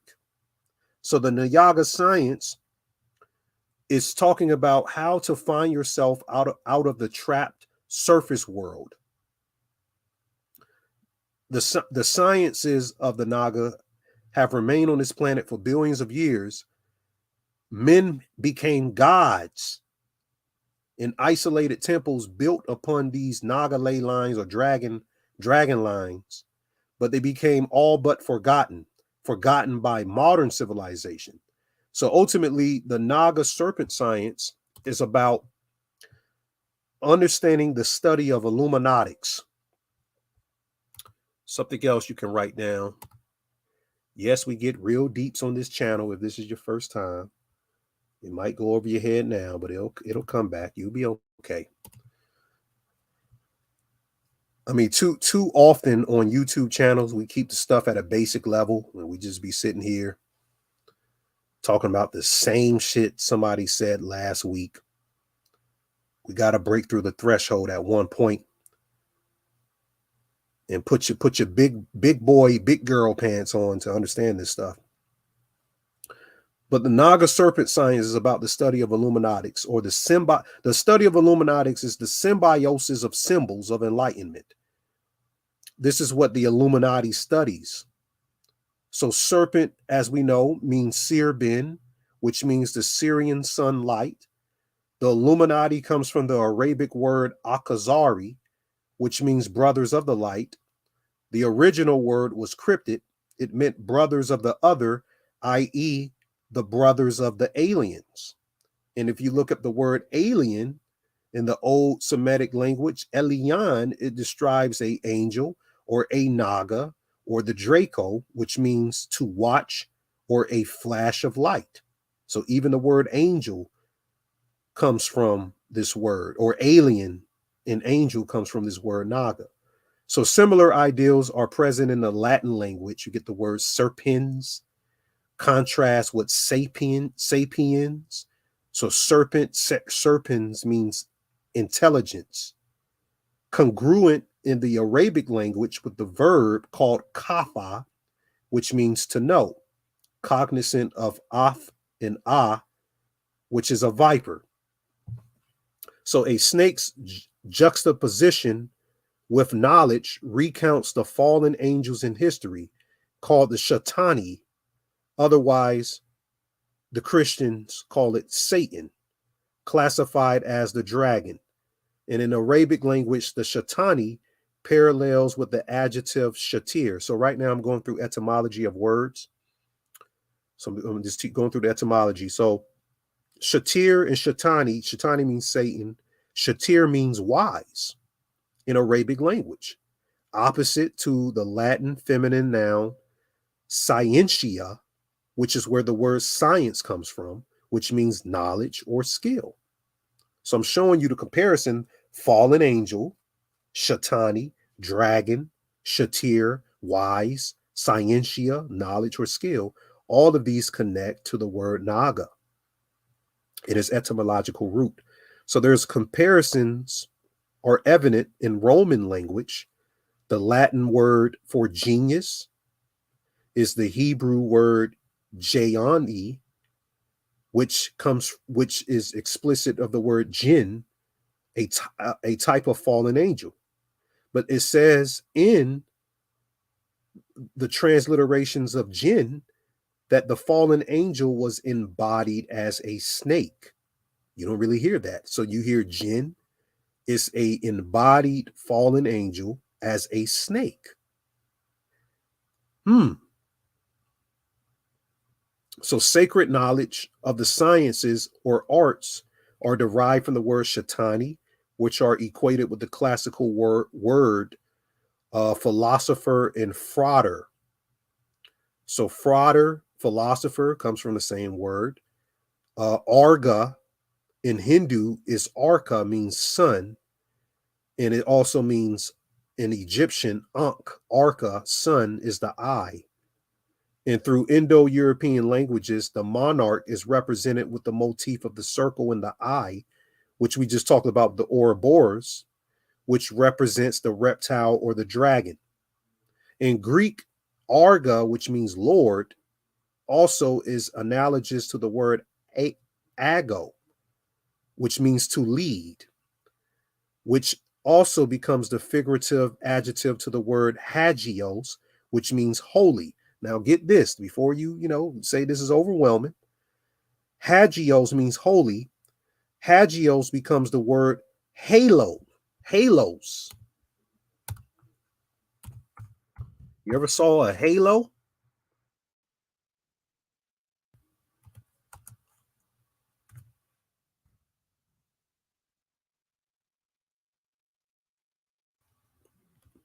So the halo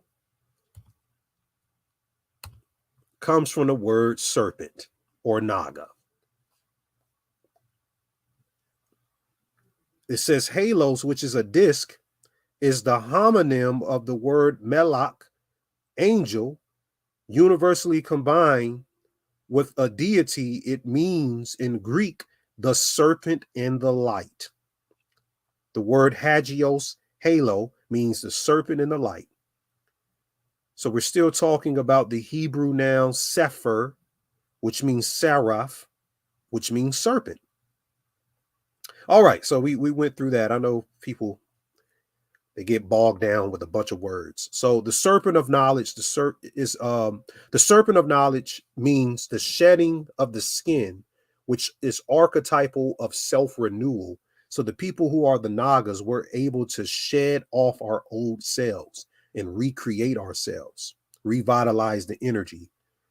And it represents the symbol of reincarnation, the process of initiation.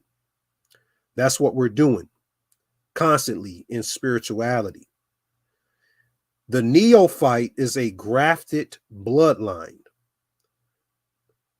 So remember I said earlier, it's necessary for the neophyte to exist so the crystal seed can supplant itself back into the earth.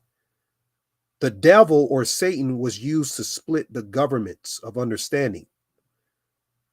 We're speaking about bibliomancy, how they utilize the Bible, criticizing the serpent as the enemy or the dragon as the enemy, and they're putting a spell on us based on a scripted metaphysical esoteric eschatological text. And they're changing the meanings of the onomatology of names and words to mean what they want to mean, so we can fit into the perception of how they see reality, which changes the world into their world. It's called bibliomancy.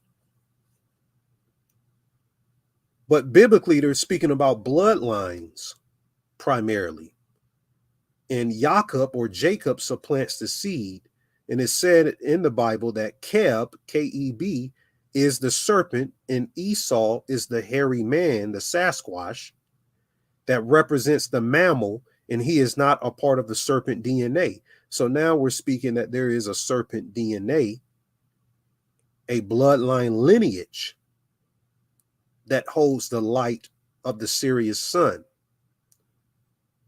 So in the Upanishads, there were rulers called the Nagas, people who have full access to the Kundalini energy, the serpentine force. Matthew 10:16. Be ye therefore wise as serpents, yet gentle as doves. Note that the serpent or the snake has been a symbol of wisdom dating back in history. Also, the Gnostics got their information from a text called the Nag Hammadi. Nag, meaning serpent, means eternal healing, the mystery, a magical power, and the holiness throughout most of the ancient non-Western world, representing the power of life, death, and resurrection, is used in everything from sex, potions, to drugs, how to kill cancer, life, and death. Remember, they said that the jab had serpent venom in it. Its symbol represents the four elements: water, air, earth, and fire. The wise serpent lives in water and also in the earth. The poison is fire, and the movement in the letter S forms the same way waves form in the air. So its symbol today in medicine, in healing professions, it's talking about how the live descendants are held as sacred, and it's used in everything from cancer, drugs, and sex potions. So in other words, the Naga or the Nag are the kings and priestly class of the world. There's many words depicting how the word Naga is used throughout history. I could get into that, but we'll be here all day. If I got into that, I can't get into all of it, but I'll go to the interesting part. You'll hear Nagasaki. The word Nagasaki, the Japanese city destroyed by the atomic bomb 1945. The word Nagasaki means serpent spirit or serpent life force. So that was a occult ritual. How they destroyed that place. Very occult. There is a city in Babylon called the Uru Nagini Kiago, which means the city which loves truth. So a lot of ancient temples was named after that. Also, you will hear about this word Nibiru. Now, this is for all the goddamn Nibiru people. You better understand what I'm going to say right now and take this as far as you can take it. The word Nibiru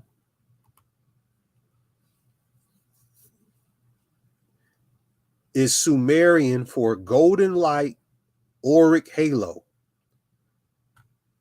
Nibiru is a golden light connected to the lead, the gold, in alchemy, which is the internal process of transformation, and is connected to the history of the Naga, people who understand their royal connection to the mastery of the most advanced transformational processes on the planet.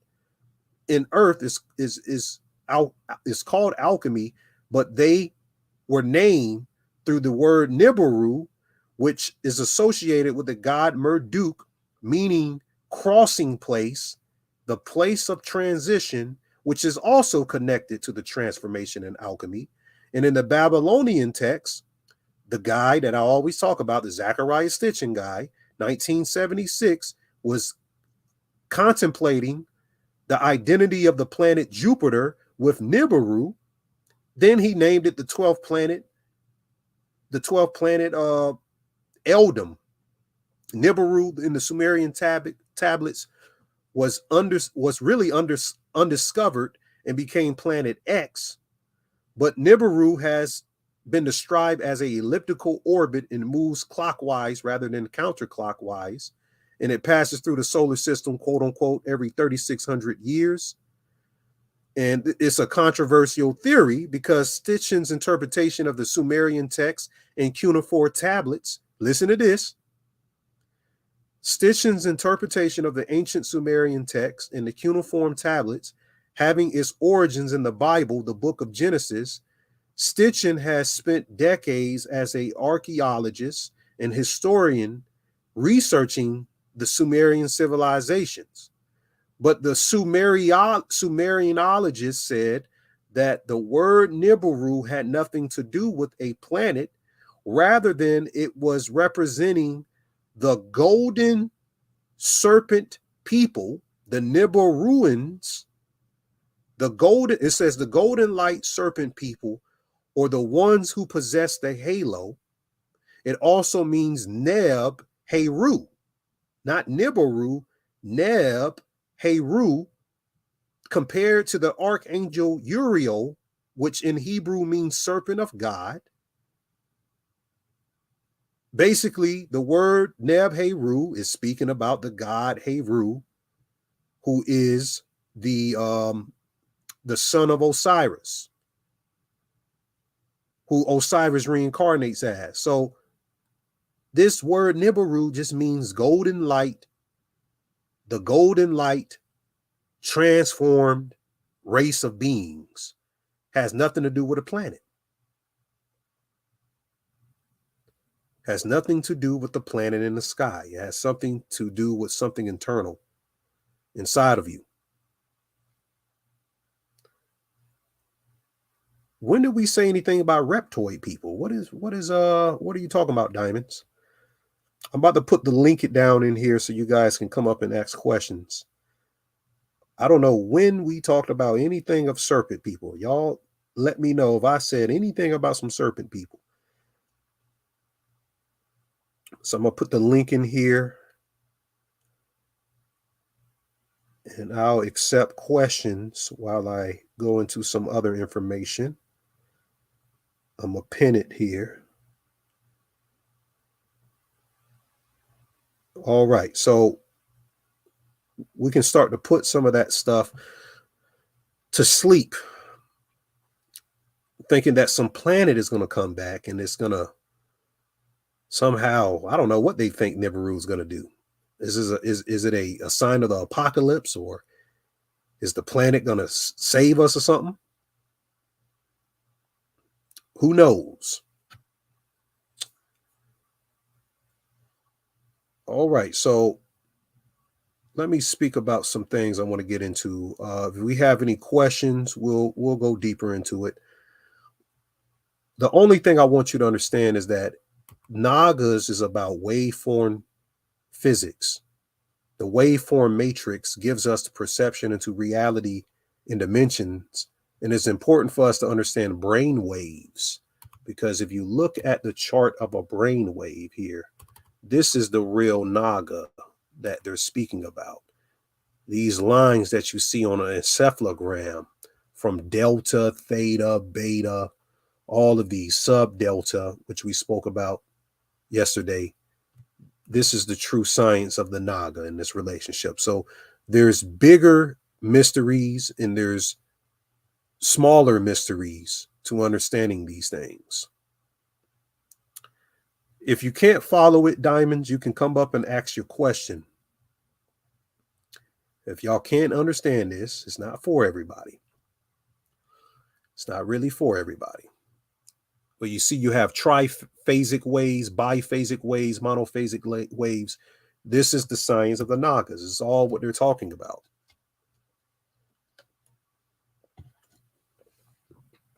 You said, didn't Zachariah Stitchin get most his info from the Dogons or Credo Mutwa?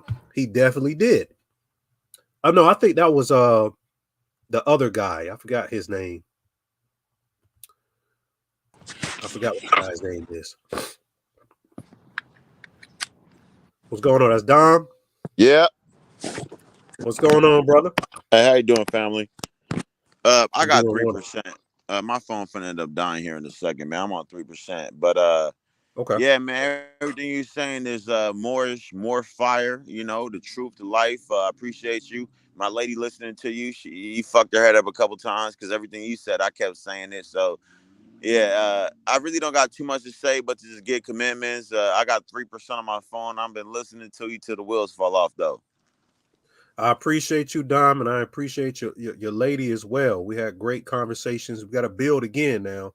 I think I saw. Did you call me a couple of days ago? Yeah. I think I called you I think it was like 2 weeks ago, huh? It was Probably 2 weeks 2 ago. My weeks bad. ago. Yeah. I saw the call, and you know, sometimes somebody call you. You think you called them back in your mind. Yeah. I ain't But tripping. I ain't tripping, loved one. I already know what it is. I already yeah, but know. we're gonna build. You know, we're gonna build. Y'all know what we was Yeah. chopping it up on last time, so we're gonna chop up some more. And I So ain't really worried about it, but I be on here till the wheels fall off. I got 3% right now. yes, And sir. I just wanted to hop in here one time and let you know, man. I've been up in that chat though. I told you I'll be up in that chat, and Yeah. Yep. I'll be up in that chat. He was talking about the Nagas. I'm like, damn, talking about eggnog. I'm like, damn, that's funny. The eggnog. Yep. It's all connected. It has something in a relationship to something deeper, but we just get it in on the surface. So it's good to break it down, you know. Still with us, God? Okay, you push mute. Okay, it's cool. Yeah, it was David Icke. That's who you're talking about. David Icke was the one that got taught by Credo Mutwa and the Dogons. Any connections to Dambala? Yeah, Dambala 8080 is speaking about waveform physics. Aeon El Tempo. That's all they're talking about. Damballa, and for those who don't know who Damballa is, that's the serpent in voodoo. Commune with the voodoo gods is waveform physics. How they call it being rolled, how a spirit rides you, is all through waveform mechanics of the mind, brain waveforms, how to calm the mind down to that slow vibrational frequency. And it allows for you to enter into cosmic perceptions of realities. And that's how you actually become possessed, so to speak, not from an evil standpoint. The people in those cultures, they believe by slowing the waveform down and having a merging with their deities, that they gain insight spiritually. Now, who are we to look at what they looked at spiritually and deem that evil? You don't have to do what they're doing.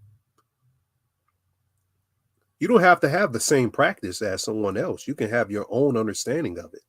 But we have this thing within us, this misconception that everything is evil. Everything is satanic, devilish, and evil. And that's why we're not going to break through the other half. Matter of fact, there was a book that I read from Linda Falario that said that the basis of evolution of consciousness is built on us understanding what evil and destruction is. So without us understanding evil and destruction, we wouldn't get a perception on how the universe evolved. We broke it down on Patreon yesterday. Go ahead, Junkyard Jedi. Got a Naga up in here. The Jedi was the Nagas of Kemet.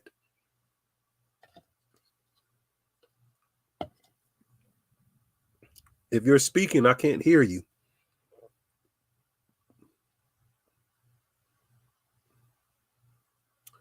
How's my sound? Am I still on, Jared?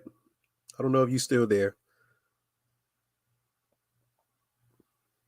Or y'all put a thumb up if y'all can still hear me, because I don't hear the person speaking. I see them in. Yeah, you're good, dude. Oh, okay. Well, I don't know what's wrong with Junkyard Jedi's mic, but I can't hear you, bro. All right. So what was we just talking about? Okay. I got distracted by that. All right. So there has been some rituals occurring. Okay, I hear you now. Okay, that's Junkyard Jedi?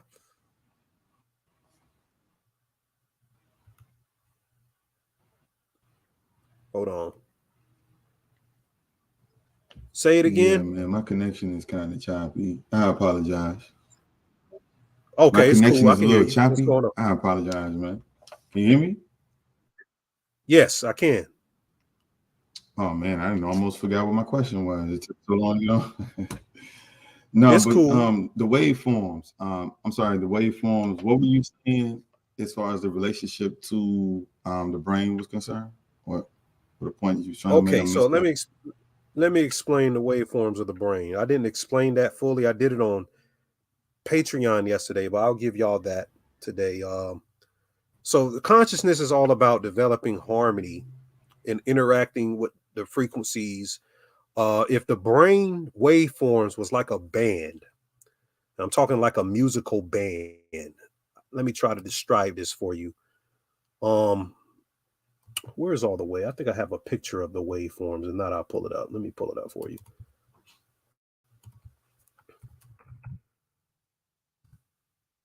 So if the brain waveforms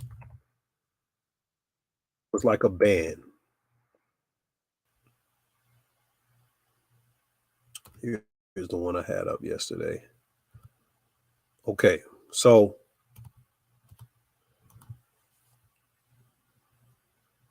the delta waveform would be the drummer of the band. And this waveform is providing the essential underlying rhythm of the brain's waveforms that keeps everything within time, if that's understandable. The theta waveform would be like the pulsing bass. The alpha would be the guitarist.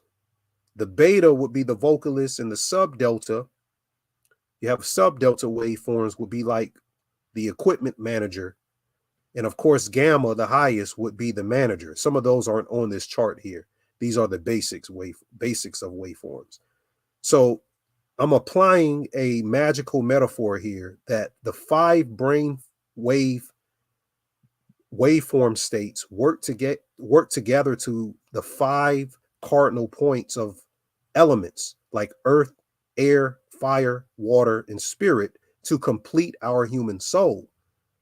So there are spirits within us and our ancestors that associate with each of these elements.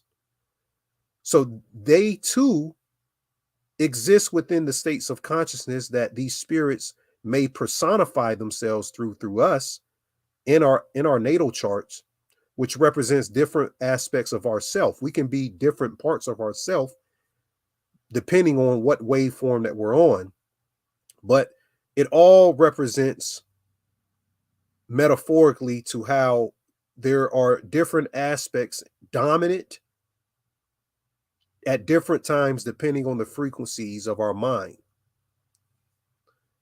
So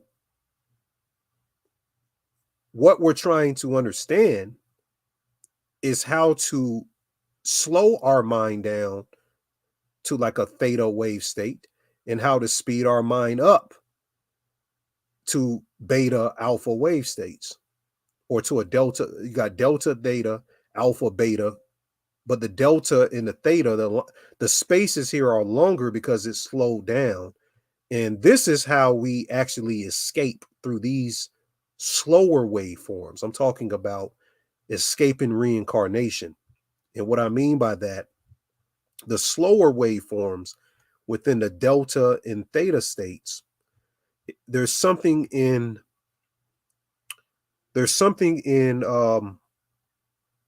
Vedic mystery school, in Vedic mystery schools, called the Yagrat Sushupti.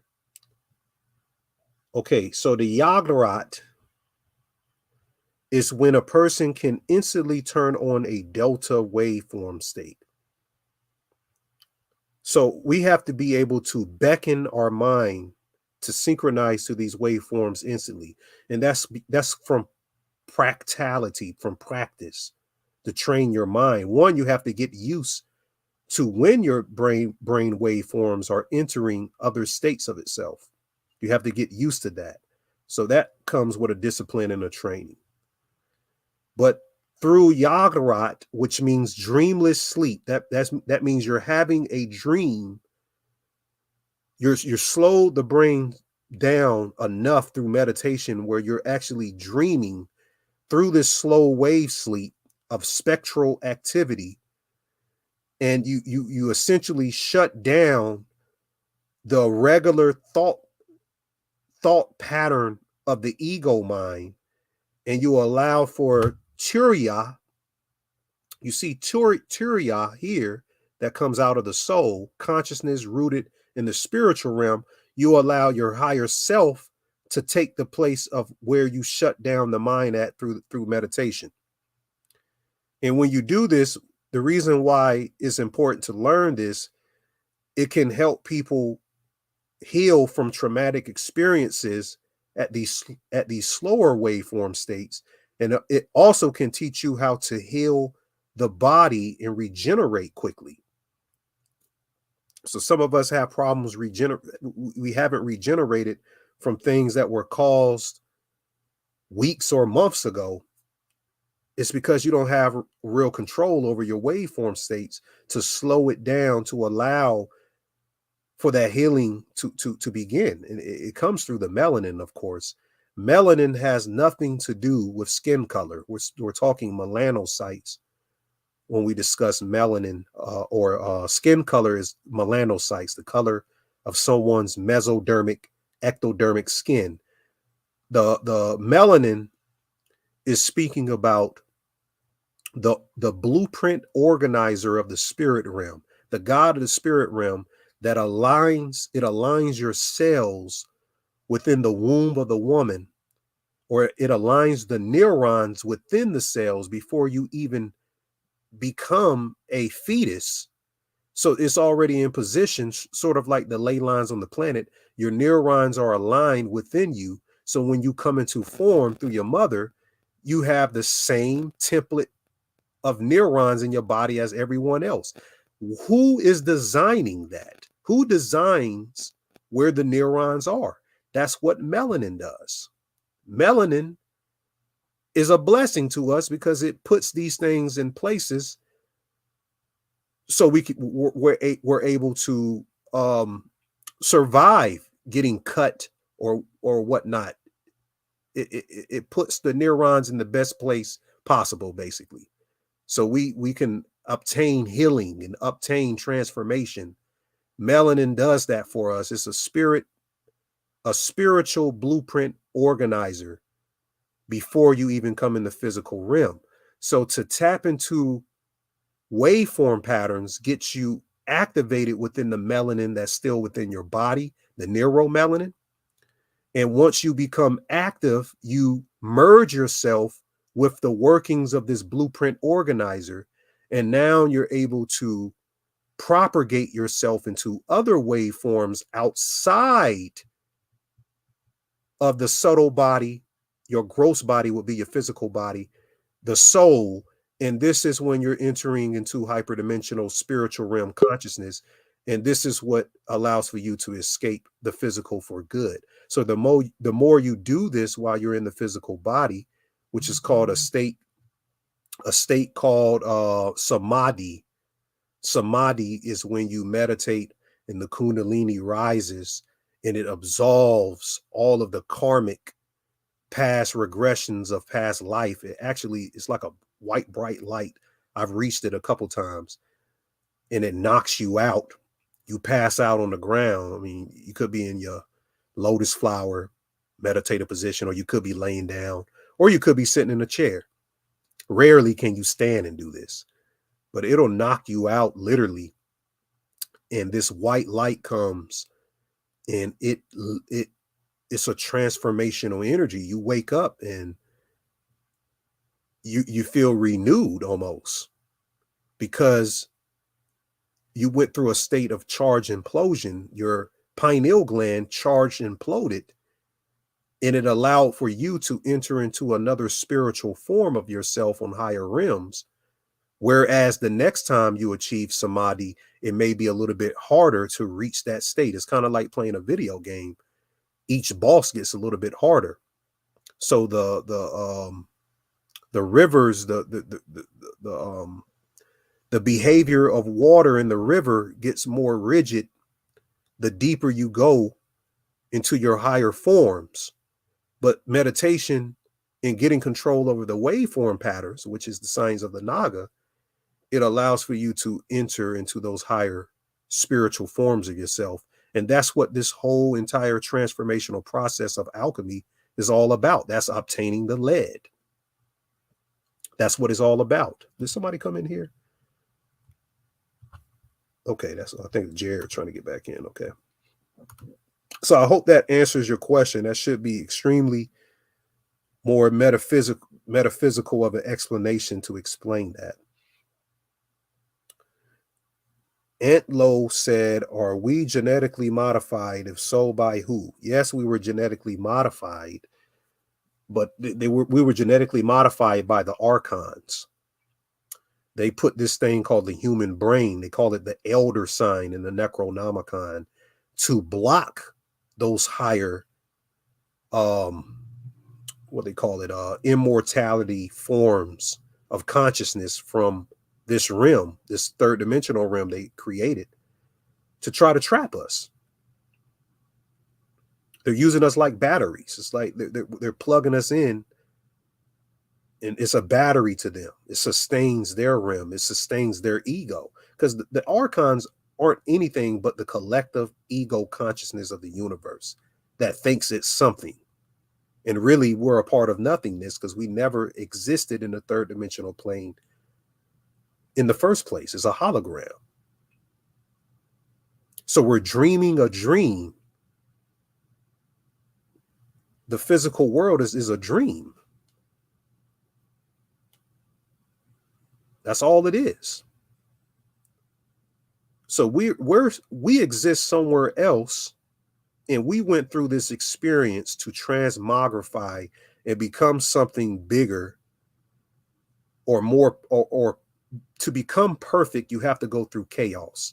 Chaos was in the beginning. That means something wasn't perfect. So God broke itself up into small pieces called souls, came down into a lower world called the human world, and it is sorting. God is sorting itself out through experiencing these lower dimensions. So when it rises back up, it can be perfect. It can go beyond chaos. It can be something perfect that will never fall again. So we won't have to fall into a lower dimensional reality again, because we're learning why we fell in the first place. We're learning what wasn't perfect about us. We're perfecting this whole thing right now while we're in this lower vibration.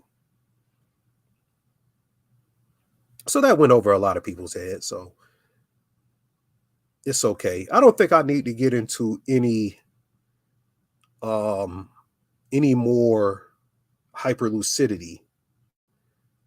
If y'all want more answers to that, you can email me at startribe777@gmail.com or reach me on Facebook or something.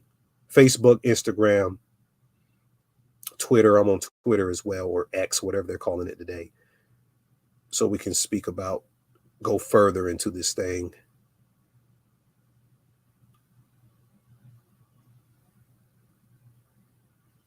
Okay, so yeah, I don't really need to get into none of this other stuff. I think we just need to leave this video with high frequency info.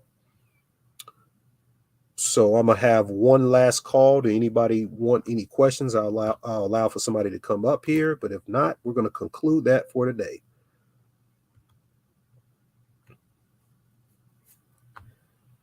If we don't have any more questions, now I'll be on Generation Z this weekend. I'll be on with Truth Mafia tomorrow with Tommy and Donut. We're gonna do a show tomorrow afternoon. Then we'll do Angel Green in the evening, Dr. Angel Green in the evening. This weekend, I'll be on Paranoid Americans channel. So I'm about to do a little media tour. We're doing a little bit of a media tour right now. Yeah, you want to subscribe to Patreon right now. Get into the higher tiers, because I'm about to do a lot of videos for the higher tiers. They're in preparation right now. So get in while you can get in right now. Get that info, because I have the time to do it currently. I appreciate y'all. Thank y'all so much. You said, is that the power of the sacred secretion? Send that question to my email or my social media, Distraction Factory. I'll answer that for you. All right, make sure y'all donate. Make sure you donate, please. We have the Cash App, PayPal. If you can't make Patreon, please donate to keep the channel going. And we have more content coming for you. So with that, I'll say Arimpoya o Aoshulu, Ashe to the ancestors, and I'll see y'all next time. Peace. Thanks. Appreciate you, man.